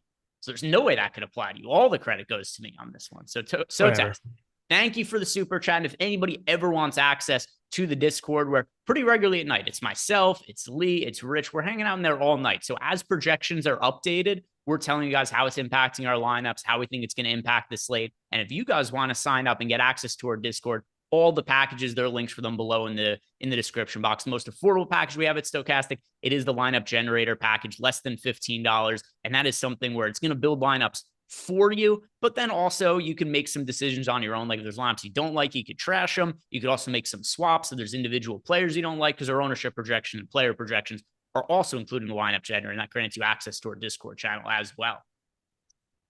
Too Nice has left us a super chat, and he wants to know, Eric, why is there no Vaseline play of the day? We got Lee on. Come on, I'm trying to be appropriate in front of the guy that is very good at DFS. So I'm going to be reserved, Eric, today. No Vaseline plays, no lotion plays even. So maybe some sunscreen plays that, because I got burned so bad already when the show started. Maybe a sunscreen play or two. All right, so let's go ahead and, all right, Vaseline play of the day. All right, so let's try to figure out the Vaseline play of the day. This is who is most likely to screw us on the slate, right? So who is the player today? Well, maybe it shouldn't be, because maybe it should be like the no Vaseline play. Then I guess the answer would just be the guy that you're the most leverage to the field on, and I would think that would be a Congo for me right now. No. So Vaseline play of the day. It's who's going to be the player who screws you today, right? Who's the player that you're most concerned screws you? Are you concerned it's Okongwu or somebody else? Because I feel good. Yeah, I mean, Okongwu would be the guy right now. It'd be him. I was going to be underweight. It looked like to Terry Rozier. That is not probably going to be the case here at the moment. I'll say Tyrese Maxey could definitely completely destroy my life today. I'm going to say Terry Rozier because I'm kind of on the same page as you were earlier in the day. I'm looking at the price, like $8,500 Terry Rozier on DraftKings, $9,000 on FanDuel. I'm like, there's no way I get to this guy in any kind of meaningful rate. He's projected for a crazy amount of ownership. And then I build everything out. I run my lineup. It's like, no, I'm getting to a pretty good amount of Terry Rozier at what appears to be a ceiling price point. So I'm going to be playing him, it appears. And I think that he is the guy, considering the price point on him, that he is most likely to just completely dry fuck me, Eric. So he's the Vaseline play of the day for me. It's going to be Terry Rozier. I'm very afraid of him screwing me. Pause. I'm trying to answer the question as I believe it was intended. Okay, there you go. Yeah, that was really great. We're at our place of work right now. This is great. I know. I did the sexual orientation training. We just had to do that a couple of weeks ago. Yeah, you did. Did you learn anything? There was a video to watch, which I absolutely watched start to finish. There's no doubt about it. I did all of my obligations. I watched the video twice. I liked it so much. I watched it the first time. I was like, boy, that warrants a rewatch. That was figuring out mental warfare to work around it. Is that what you were doing? Just sitting there. It's like what loopholes are there? Just try to figure out what loopholes there are. I need HR here so bad. It'd be great. And so there's some very funny comments in chat. I see them. They're hilarious. Yeah, if you guys haven't done yet, do us a favor, like the video and subscribe to the YouTube channel. Now let's go ahead and go into the Discord and see what kind of questions that we're getting in here. And the first one here is coming to us from, where is it? Oh, we're getting, Lee, a lot of good feedback. People are very excited that you're on the show. So we got some people in here saying that they are very excited. We've got news here as well that just came in. No minutes restriction on Zach LaVine or Nikola Vucevic, which I'm going to tie a betting angle into this, Eric, because I posted this in Discord earlier. If you guys want to sign up to our Discord channel, you get 20% off. Use the link below and use the promo code either Greg or Lindy, whichever of us you prefer. Plug in. Dude, Greg, he needs 20% off. I don't. I think Eric needs it much more than me. Promo code Lindy, Lindy. So earlier in the day, I had posted a bet. It was under 29.5 P, or was it under 30? Whatever the number was. It was the under PRA for Kobe White. I forget exactly what the number was off the top of my head. Buddy, I've been taking the under on that every day, and all he does is get to overtime and just slam my soul. I'm just so beat up from Kobe White unders. All I do is take unders. LaVine comes back. Oh, he's 6 shot attempts in regulation. What are we even doing here, Zach LaVine? 6 shot attempts. He hasn't had less than 6 shot attempts in a game since he was 12. Like, what are we talking about here? God, that was annoying. Today, though, right? So today, Yeah. I think there's a real betting angle here, taking some unders on Kobe White and the PRA based on what it was earlier in the day. It was one of the top projected bets in Odd Chopper. And it's always nice when something projects well in Odd Chopper and it also aligns with what your already prior feelings are in the situation. Yep. So I'm looking at Zach LaVine played 36 minutes last game. Now, the game did also go to overtime, which inflated his minutes a little bit, but just from like a logical standpoint, we just found out that Vooch is going to be starting as well. So we'll give our analysis on this, and then we'll actually go to Lee in a couple minutes here to break down what the updates mean here for the Bulls. Zach LaVine, no minutes restriction, Vooch, no minutes restriction, and also going to be starting. So a couple of things. First of all, most notably is that when it comes to Kobe White unders, he has to lose out on some usage now, assuming that we're going to be seeing, Zach LaVine, Vooch play bigger minutes. Where their shots going to be coming from? It stands to reason they're going to be coming from Kobe White. But now also Zach LaVine, who does not have all that hefty of a price tag over on DraftKings FanDuel today, he's been a little bit priced down based on where we normally see him. Does this make Zach LaVine an appealing DFS option to you? I don't know. It's a game with a 216.5 total. I'm playing 50 lineups. I'm not getting to him here at the moment. He does have the shooting guard, small forward eligibility, but now we have so many pieces at pretty much every position, everything with MPE. So it's not going to be all that hard for me to avoid that piece. I mean, it's just so weird to see him not step into immediate usage. 8 shot attempts in 36 minutes. That's not a normal Zach LaVine thing whatsoever. 24% usage against Charlotte the game previous to it. And then the game environment is just not all that appealing. So 6,700 on a lot of slates, you'd look at it with Zach LaVine and think, well, yeah, I'm going to be jamming it, but we have value all over the place. And then there's just this hiccup of the game environment where I don't see him making it into a large allotment of my lineups. So I'm going to be rerunning my lineups in a little bit here, and we're going to go to Lee in a second because Lee has already updated the projections, and we have LaVine in here for 36.5 minutes now. And Jordan, if you wouldn't mind pulling the projections up on screen as well, because we're about to go to Lee and ask him what he thinks about this. So we've got the Bulls now. No minutes restriction for Zach LaVine or Vooch. Vooch also being in the starting lineup. Lee, how does this change the outlook of Zach LaVine and the Bulls from a projection standpoint? Yeah, I mean, they're still pretty garbage just in general. I mean, it's a garbage matchup. They're a garbage team, and now a bunch of people want to shoot the ball. I mean, you can look at Vooch, you can look at LaVine on DraftKings only, but it's like a not more than 10% sort of situation, I think. Yeah, LaVine's 7,400 on FanDuel, but only 6,700 on DraftKings. And yeah, just based on the minutes that Lee has given LaVine here, 36.5, the price point to it, $6,700. I often will think about it in these kind of terms where it's like, what is the normal price tag of Zach LaVine in a neutral situation? I know that this is also a spot where, it's a bad matchup against the Houston Rockets, pace down. They've been in a defense as well. It's been much better than expected coming into the season. But I do think going forward, Zach LaVine is going to be more expensive than $6,700. Therefore, making this a good buy low spot for me on Zach LaVine. Not where he's one of my highest priority plays on the slate, but somebody who before I was not really getting into any kind of consequential amount of lineups. And then to Lee's standpoint, he's probably going to be getting into somewhere in the neighborhood of like 10 to 15% of my lineups or so when I update everything for the most recent Bulls news here. So let's move on. Lee's introduction to the show, I thought was a good one. So hopefully you guys like that's kind of what we have in mind with some of the updates from the data team there. And he agreed with me. So it can't go any better for me. So I'm 1 for 1 in that category because I'm waiting for him to be like, well, actually, Eric, you suck. Here we go. And I'm looking forward to that one, actually. It'll be coming. It's coming around the mountain.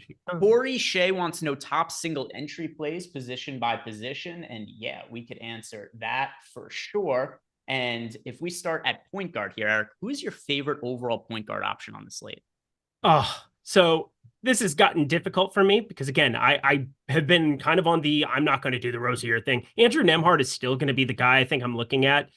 Tyrese Maxey, this is somebody who's now going to leak into a little bit more of my lineups. 8,900, the game environment of Atlanta. I'm getting to a lot of Atlanta pieces over expectation, and I could end up just be full sending this one with Bogdanovich, with obviously Trae Young, the potential there with no Dejounte Murray if he ends up sitting as well. There's an opportunity for me to get to more than just Okongwu here on the other side of it.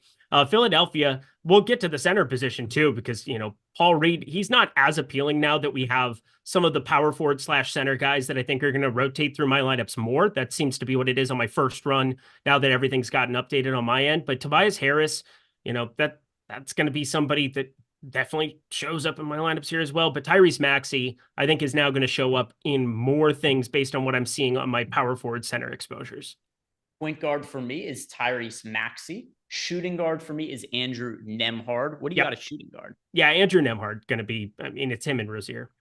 Small forward, it's kind of funny because now when we're going to filter through small forward, power forward, center, it's like a lot of players with multi-position eligibility, and there's going to be no crazy takes. A lot of it's going to align with what the popular options are. But for me, if I go small forward, power forward, center, it is Tobias Harris, Kyle Anderson, and Onyeka Okongwu. Yep, that sounds good, putting them all in the same bucket, because that's kind of where I'm at. I guess the question is, why are people playing 25% Jaylen Smith at 5K today? I'm playing him, but less than the field. And there's a couple of reasons for it. So a couple of things to consider is, number one, his minutes have been on the uptick in the last couple of games. We've seen Jaylen Smith play 27 and 26 minutes in each of the last couple of games. We've got Tyrese Halliburton now, so that creates extra usage for other guys. But then in addition to that, I do think that there's more opportunity for the Pacers to play bigger lineups, which is going to also create a little bit more of a potential floor for playing time for Jaylen Smith. So I'm underweight to the field to him, but he's not like he's somebody I have 0% of. Got it. For me, it's just one of those things where you look at Obi Toppin. Yeah, he kind of tipped off there, but they were playing Boston in back-to-back games.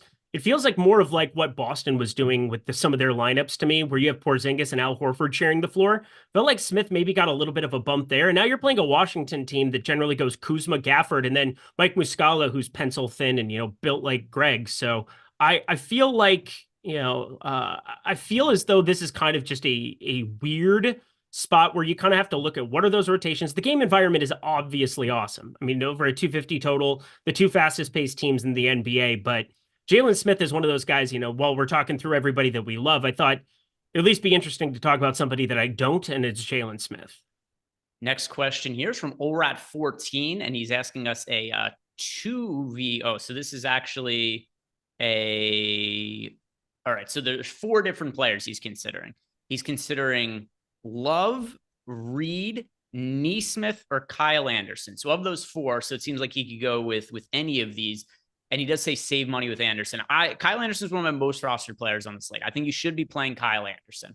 And then you could spend up elsewhere. Of those players, I have the most exposure to Kyle Anderson. So I say play Anderson, spend up elsewhere. Love, Reed, Nesmith, Anderson, 4 guys. Are you with me, Eric, where Anderson's the one you have the most exposure to, really benefiting from the absence of Rudy Gobert? Yeah, he's 4,400. I mean, even if he comes off the bench, 4,400, looking at some of the minutes that we have for him, it's just a big uptick, 30 plus. You don't see Kyle Anderson projecting for 30 minutes ever. And when you do, he's a 0.84 fantasy point per minute guy, but you got to expect that that's going to be at least the baseline for him, if not a little bit of an uptick up here. You do have a situation where no Mike Conley, so ball handling duty. Kyle Anderson played point guard back when he was at UCLA. He's just a Swiss Army knife of sorts who just goes at 2 miles per hour, but has really good basketball instincts, and that's showing up in a decent enough fantasy point per minute rate. You put him for 30 plus at 4,400. That's a really hard piece of chalk to get away from. Next super chat is from Jacob Cook, and he wants to know Tyus Jones or TJ McConnell tonight. TJ McConnell or Tyus Jones, Eric, which way are you going? TJ McConnell, some benefits to him in the absence of Tyrese Halliburton, although he's become quite a bit more expensive than Tyus Jones, who's just kind of been a staple for the Wizards in the backcourt and is also playing some better hoop as of late. Tyus Jones, TJ McConnell, who do you have more exposure to? And then also, Jordan, if you wouldn't mind, hold the player compare tool up on screen. I want to see what it's telling us. Yeah, TJ McConnell I have more of, but Tyus Jones, it's not like he's somebody that I'm getting none of. It's 14 and 10% in our current run of ownership. For me, it's just looking at TJ McConnell. The guy's already at a 1.31 fantasy point per minute rate. I think we all expect that to go up, which is terrifying to say out loud because it's 1, TJ McConnell, 2, Sticker Shock 6,700, but 3, when you don't have him out there, as much as Nembhard is getting jammed here by the field, it's kind of similar to what I was planning on doing with Miles Bridges next to Terry Rozier, where I was just going to get to more of the other guy. That was kind of my game plan coming into this slate. Now Minnesota news has kind of whacked it out of sorts, and same thing with Atlanta, and Atlanta could get even weirder, but I definitely prefer TJ McConnell. He's the one I'm getting to more of, but it's still a great game environment for one Tyus Jones at 6K on the other side of it. So not somebody who's coming up in zero of my lineups by any means. Yep, it is TJ McConnell for me. And also earlier in the day, I didn't know that I was going to be getting too much of TJ McConnell when we got later into the slate and the dust had settled. But yeah, getting to TJ McConnell, benefiting from the absence of Tyrese Halliburton, both in terms of production as well as in terms of minutes played. 1.35 fantasy points per minute for TJ McConnell this year when Tyrese Halliburton's off the court. That is crazy fantasy production. Let's see what the player compared to it says now. That's it. Yeah, just 1v1 there.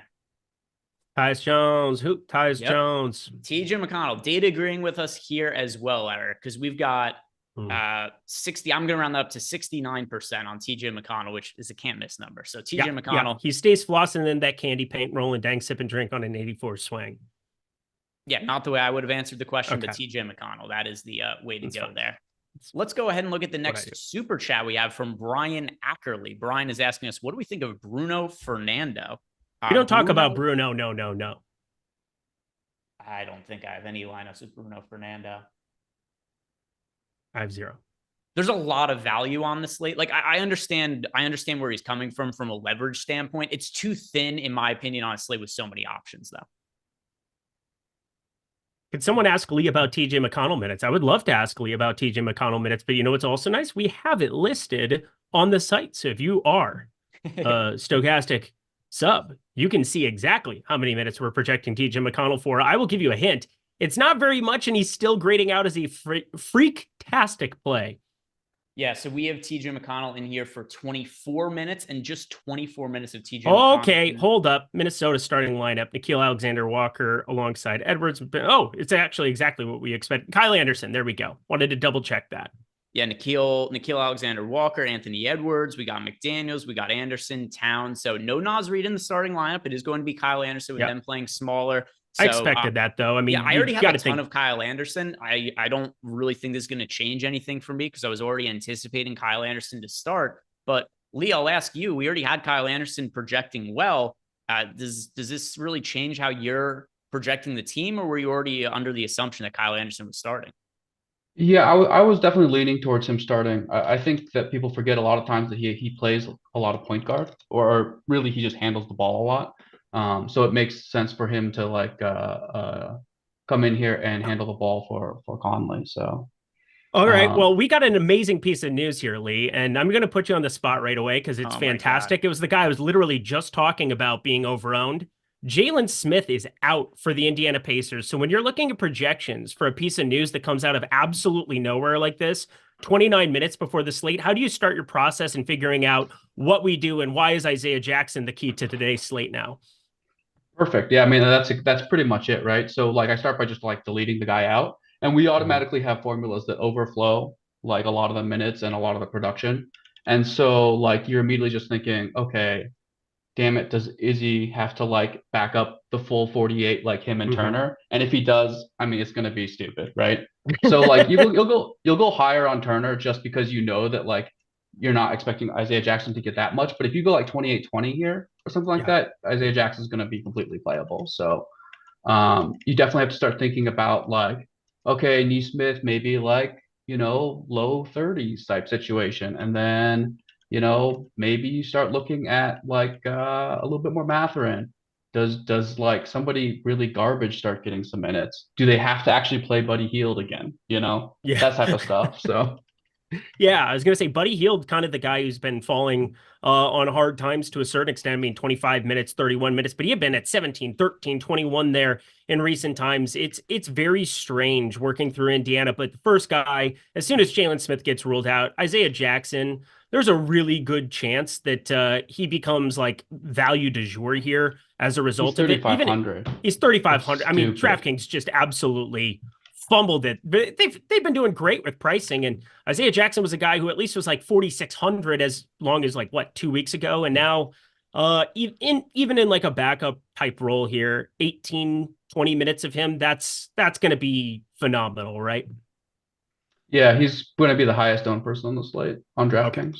Awesome. Well, go ahead, this Greg. is the Step Brothers meme right here. Did we just become best friends? Yup. Because Yep. Eric's never been that excited to talk to me in my life. I know that for sure. Well, he actually had intelligent things to say, so maybe get fucking smarter, Greg. Oh my God. Now Eric's got confidence too. He is. Lee, you brought a whole new side of Eric. I haven't seen him this aggressive since, well, there was that one night. But like in general, you don't see the side of Eric. So it's the New Jersey Times. The New Jersey Times in a Mexican restaurant. Greg and Eric. Listen, it is good to see Eric coming with a new confidence and fervor with Lee in the mix. So thank you very much for the insight as well, Lee. And yeah, Jaylen Smith, that got him getting ruled out completely out of nowhere. And just as Eric almost conjured it by talking about how he didn't understand how anybody was playing Jaylen Smith. And then all of a sudden he gets ruled out right after. So Eric, you knew something that nobody else did, apparently. Well, it was just one of those, like, now I understand that Isaiah Jackson had been playing like no minutes, 7-9-7. I'm still looking at like different iterations of what this rotation should be. Just going through popcornmachine.net, looking at add more funds, seeing some of the player logs. And for me, it's just the first guy off the top of your head when you remove any big from this rotation has to be Isaiah Jackson because of the fantasy point per minute rate. Then you add in that he's 3,500 and it's like, holy mother of God, we're going to be playing a ton of this guy. There's really no way around it. Let's get to some of your super chats because we had a bunch of them come in and I'm sure there's going to be a bunch of questions in Discord as well, considering all the recent news. Gray is asking any Trey Lyles and favorite contrarian spend up on DK. So I did have some exposure to Trey Lyles. That is likely about to go by the wayside though, because of all of the good options that we just had that opened up to us.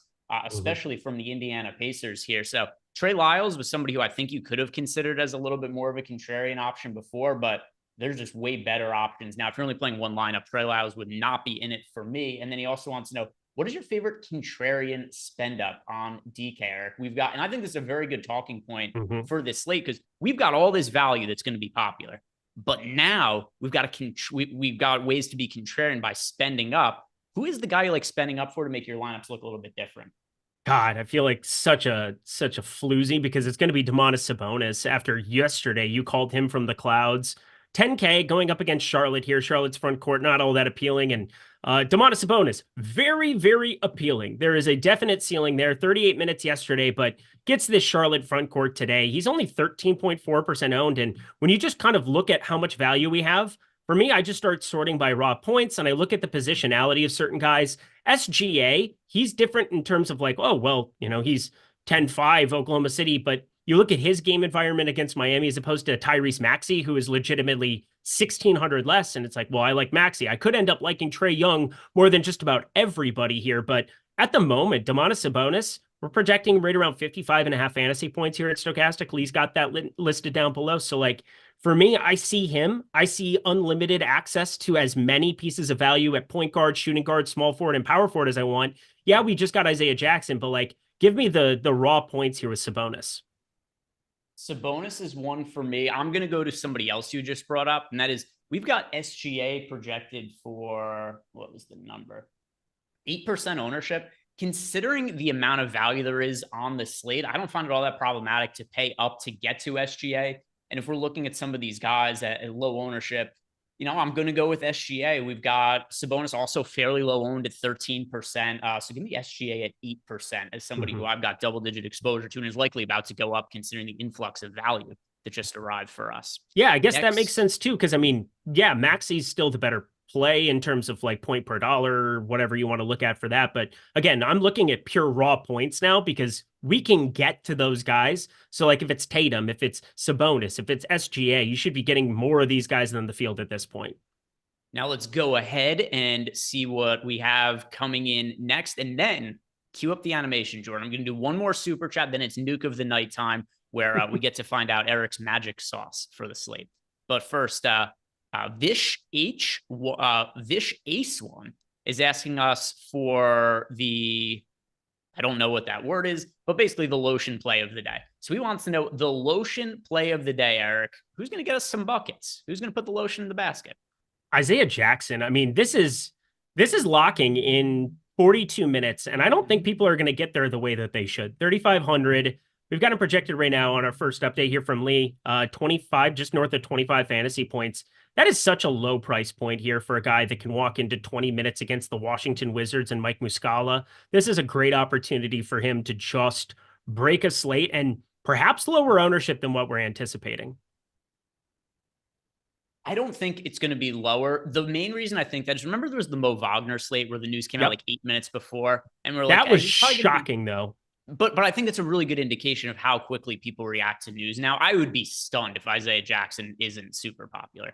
Yeah. I mean, Okongwu probably stays more popular purely because of the MPE, but I mean, it is definitely a spot where I have a lot of Isaiah Jackson showing up, and, you know, Jaylen Smith, taking him off of this slate. You know, I'm starting to get to some smatterings of other Indiana guys, but yeah, Isaiah Jackson purely price point, feels like the priority. And Chris Williams, who has done a couple things. First, he gifted out 5 YouTube memberships, but also left us a super chat. So Chris, as always, thanks for the support. And one more time, I know I've said it when you've left the super chats and everything recently, but hope you're feeling better, because Chris had been sick for a little bit. So as always, hopefully you're feeling better, Chris. And then he's asking us, mind breaking down the best captains for a DK showdown? Yes, sir. I saw this question sitting there in the super chat, so I actually did go ahead and run lineups. Now I am assuming that you're asking about the Clippers Raptors game. So assuming that I'm correct that it's the Clippers Raptors game, that's what I went ahead and built lineups for you here. So Clippers Raptors, these are the captains I got the most exposure to, and I don't have any like real crazy takes, but the 4 guys I got the most exposure to are Kawhi Leonard, James Harden, Scotty Barnes, Paul George, in that order. If you want to go off the board with somebody, I think you could take shots on Thaddeus Young. He played reasonably well last night. He's very cheap. You basically could play whoever you want if you go to Thaddeus Young in the captain spot. So if you want to go off the board with somebody, Thad Young here in the captain spot is a good way to differentiate some of those captain lineups potentially. Yeah, he's going to be exponentially more popular. I ended up playing NBA Showdown yesterday, which ended up being a disaster. There was like a 470-way tie for first, and I knew that lineup. I was just building out lineups. I'm like, all right, I'm just going to take everything that isn't duped from the Sims tool. And I thought I was circling the wagons when RJ Barrett got off to a slow start. I did not circle any wagons as he got nearly 40 and ended up smashing the slate, and you needed to have him. So there's that. Dejounte Murray available to play. That is quite important. Yeah. So nothing that's going to change. Good information to have, but nothing that changes our lineups in any kind of way. Dejounte Murray will be in for today, and good. We've got enough value. I don't think we needed another. We didn't need 4 more value guys to consider. I gotta say, one of the things I want to ask Lee about, because again, he's one of the top DFS players. We have him on the show, and not only do we have projections for him, and you know, I don't want to ask him this question 10 minutes before lock, 5 minutes before lock. But I'm curious what he thinks about the New Orleans situation here, because Zion Williamson is questionable still, wasn't he? Or did he get ruled in? He's officially in, right? Zion is questionable unless something changed in the last couple minutes. Okay, let me double check here. Questionable. So I wanted to ask about Zion here specifically because it's the process of pre-baking your lineups for potential news. And I was kind of working through this where I don't think there's a lot of value that I'm going to necessarily mine out from Herb Jones, from Larry Nance, that you could then turn into Najee Marshall. But I do remember going through your lineups on a couple of slates where you had been jamming Najee Marshall. Correct me if I'm wrong, but just curious what you're looking at with the Pelicans in the event that Zion gets ruled out, because if this happens after lock, the likes of CJ McCollum and Brandon Ingram are super low owned relative to their chances of being successful on this slate. Yeah, in this particular case with this much value, I'll probably try and don't get too fancy. And I did jam Najee Marshall a lot in the past, specifically though because Trey Murphy was out, so like his minutes were a lot safer, right? Yeah. So like he was guaranteed like that like low 20s to mid 20s could play up to high 20s type situation. So in this particular case, I don't love it, and I also don't love it because JRE got some minutes last time Zion was out, and like if they're gonna play some Robinson Earl, it just makes everybody like so thin.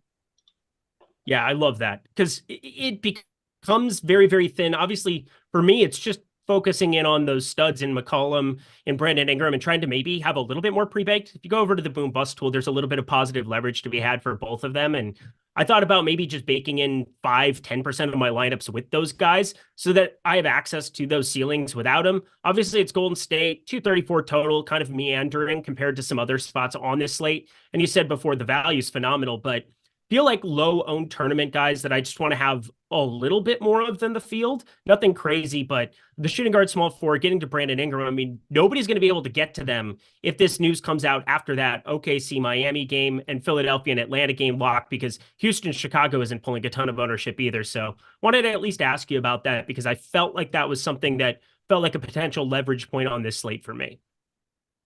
All right, so let's go on. Now that all of Eric's questions have been answered, it's time to answer your guys' question because there's more sitting here in the super chats as well as in Discord. But also, can you play the animation? We have to get a nuke of the night in, Jordan. Nuke of the night time. Blow my dick off. Yep, there it goes. That's this is Lee's favorite part of the program when I give a pick based on a nuclear bomb getting set down below. Yep, very exciting stuff. All right, Eric. So now people understand what happened. Now that you've blown up, they understand the Bass Pro Shop video in a little bit more detail. But Eric, who's the nuke of the night? For me, it's still, I got to double check his ownership in our last run, but it's going to be Miles Bridges for me. He is 7.9% owned here in our projections. And we talked about how popular Terry Rozier is. I wrote about him today in an article that you can find every single Monday through Friday now over at Stokastic. It's just Wendy's DFS decision points. I talk through a slate, kind of decision points. I don't want to give plays necessarily, but in the interest of nuke of the night, it's more of a game theory element. Miles Bridges is 8,200 now, power forward center eligibility. Terry Rozier is 8,500, 35.5% ownership going his way, projected for 50. He's rightfully a good play, but potentially his failure could lead to Miles Bridges having an absolute smash. 37.5 minutes being his minutes projection here. If the usage sees a little bit of a tick up, I feel really good about him being a lower owned option on a slate where we have lots of guys to get to. But this 7, 8, 9K range is just peppered with guys that are getting ownership, and he's not one of them up against Sacramento. So I am definitely a fan of being overweight to Miles Bridges on today's slate. I think the interesting way to look at this slate now is going to be some of the pay up options because of the fact that so much value has become available to us. And a lot of the value is in the front court. So considering like we just got Isaiah Jackson as an option, we talked before about contrarian spend ups. Give me SGA. There's so much value on the slate. He's not going to be a massively popular piece. And it's just trying to figure out like, all right, well, what am I going to do with my extra salary here with all these additional cheap pieces that come available to us? So I think SGA, pretty reasonable way to differentiate some lineups as single digit ownership. Nuke of the night for me, Shai Gilgeous-Alexander. Let's go.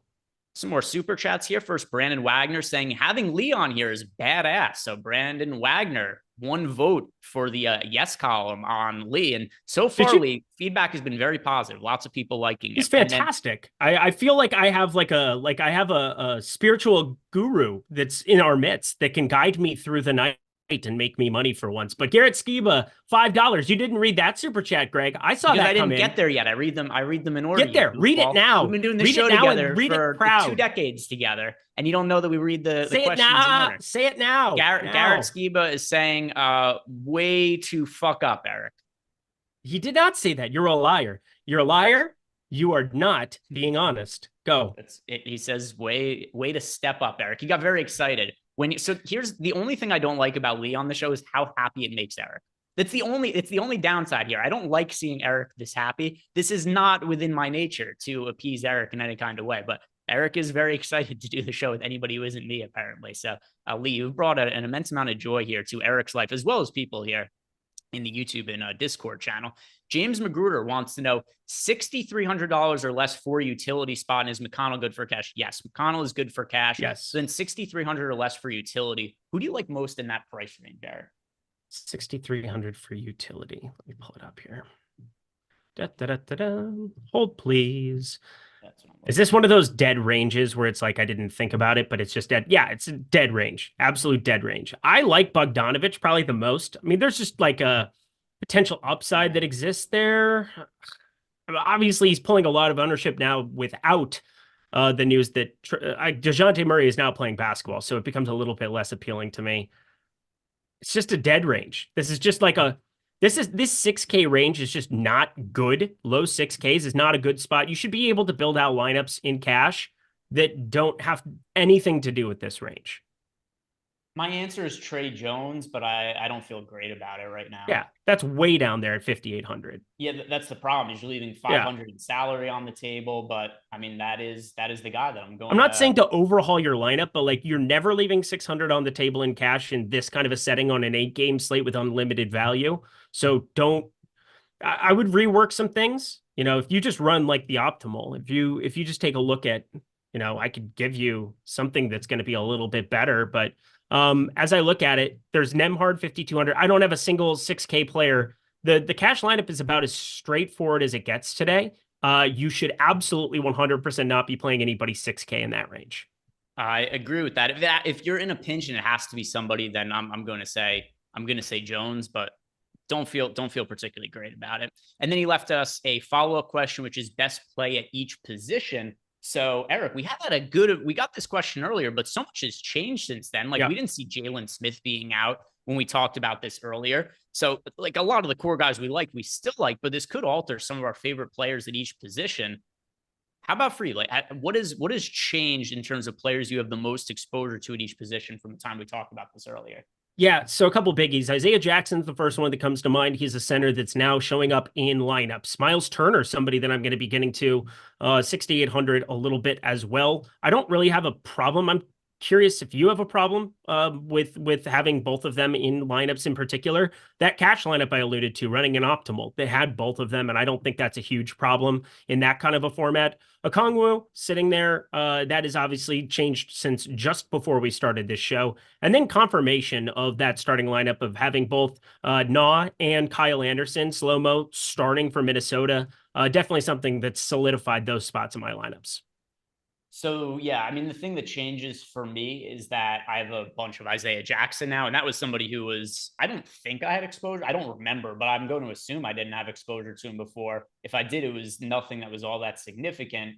So that's the big one, is that I have a ton of Isaiah Jackson. Yep. As far as the value plays that I'm getting the most of, like Okongwu and Jackson are neck and neck for me for the top two options on the slate. Like points per dollar, I prefer Jackson, but Okongwu is a little bit more utility because he's a power forward and center eligibility. So Okongwu, Jackson there in the front court. So the one thing I would change is before I had Kyle Anderson, Tobias Harris, and Onyeka Okongwu as the three small forward, power forward, center guys I have the most of. Now it's Isaiah Jackson as opposed to Tobias Harris. So small forward be Kyle Anderson, power forward Okongwu, and center Isaiah Jackson.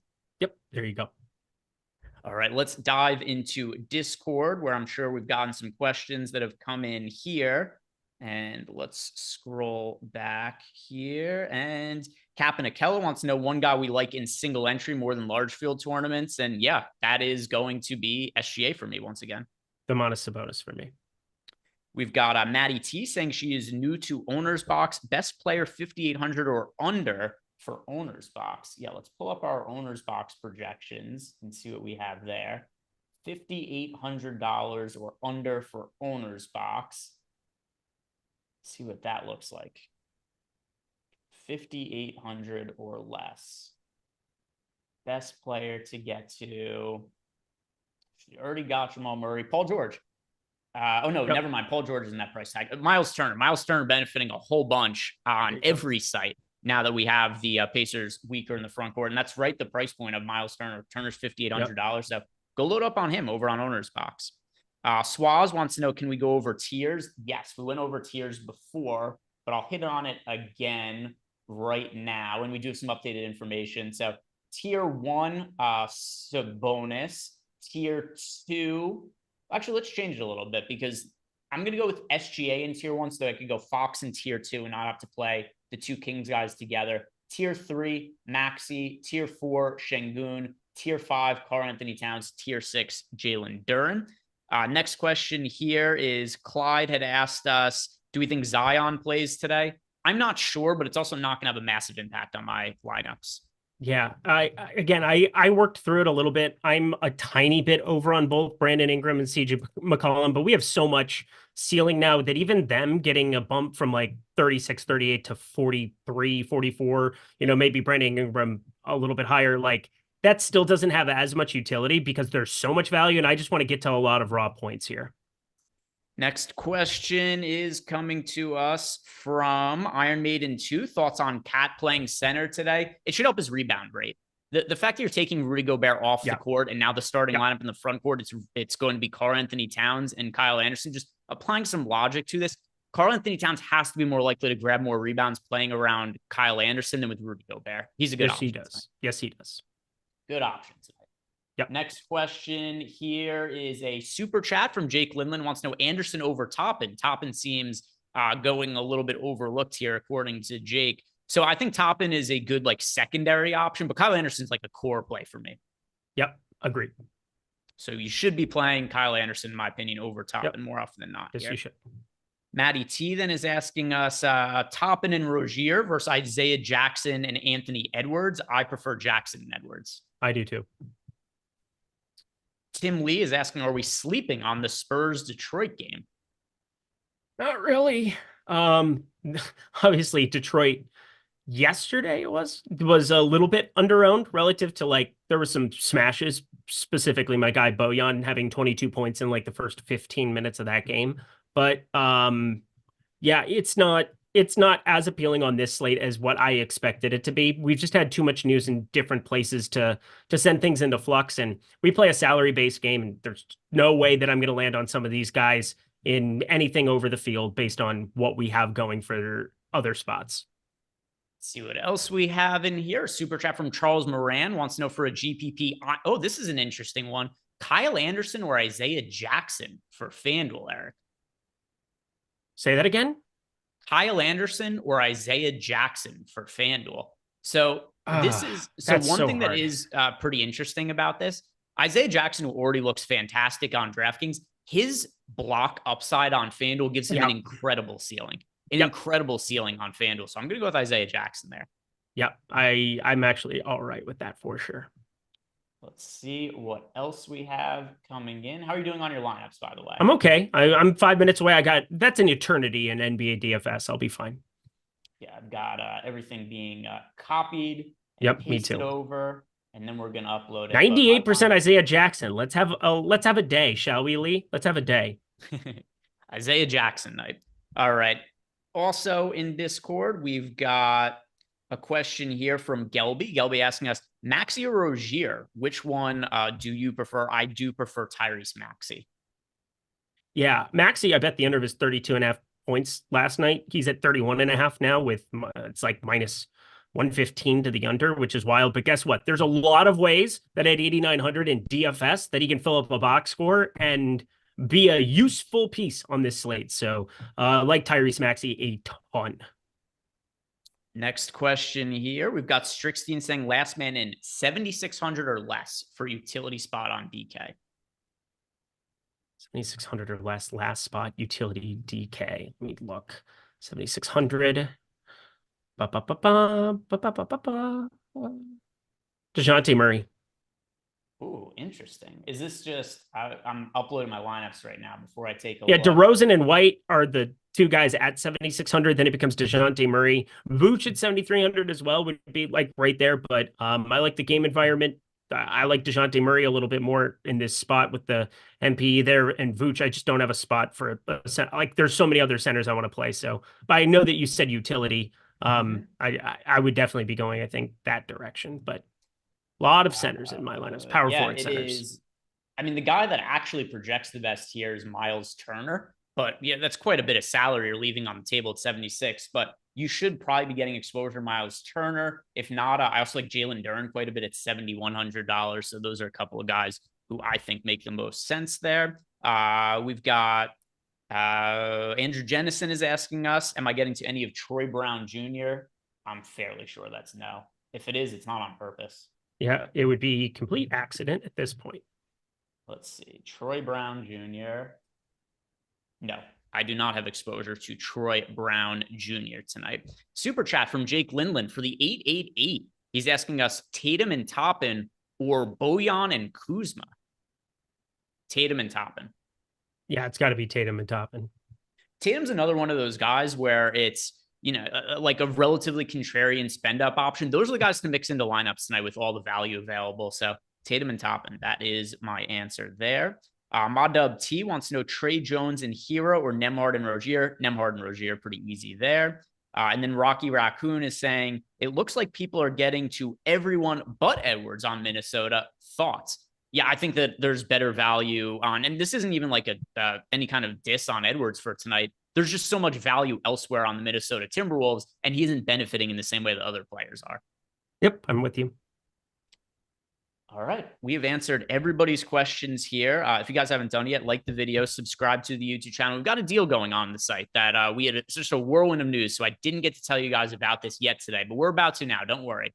Promo code DRIVE. We've got a deal going on right now where there's only a few weeks left in the NFL season. There's also less games. So to finish out the year, we lowered the price point on the NFL Sims Max package. If you sign up now, it's $99, and that's going to get you access to it for the rest of the NFL playoffs. So all the way through the Super Bowl, you're going to get access to the NFL Max Sims package. And in addition to that, Eric, anybody, not just who signs up now, but anybody that currently has an NFL Sims Max package is going to get free access to our PGA DFS Sims tools for the next 2 events. So it's going to cover tomorrow's slate, which locks, I believe, like tomorrow around noon Eastern time, and then next week's slate as well. So you're going to get 2 free slates of PGA when you're using our NFL Sims Max package. So go check that out. And also, I just recorded a video today on how to use the NFL data package, or the PGA data package, I mean. So how to use the PGA contest generator, the Sims. I went over that with Brian Berriman, who's the head of all of our product development type stuff. So guys, go check that out if you want to know how our PGA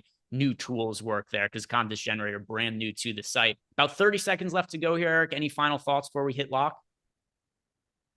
Just had to get my damn lineups in because they were being difficult, but we got them in. That is the important part. I had a lot of fun today. Obviously, being able to talk with Lee in real time is a pleasure. I hope you guys all were able to enjoy that as well, because this is one of the most successful DFS players out there. We don't take it for granted. It's a lot of fun to be able to have this be something that we can do routinely, hopefully, in the future for NBA DFS. And once we get out of the NFL season, it's going to be a lot of NBA until we get to MLB. So looking forward to more of it.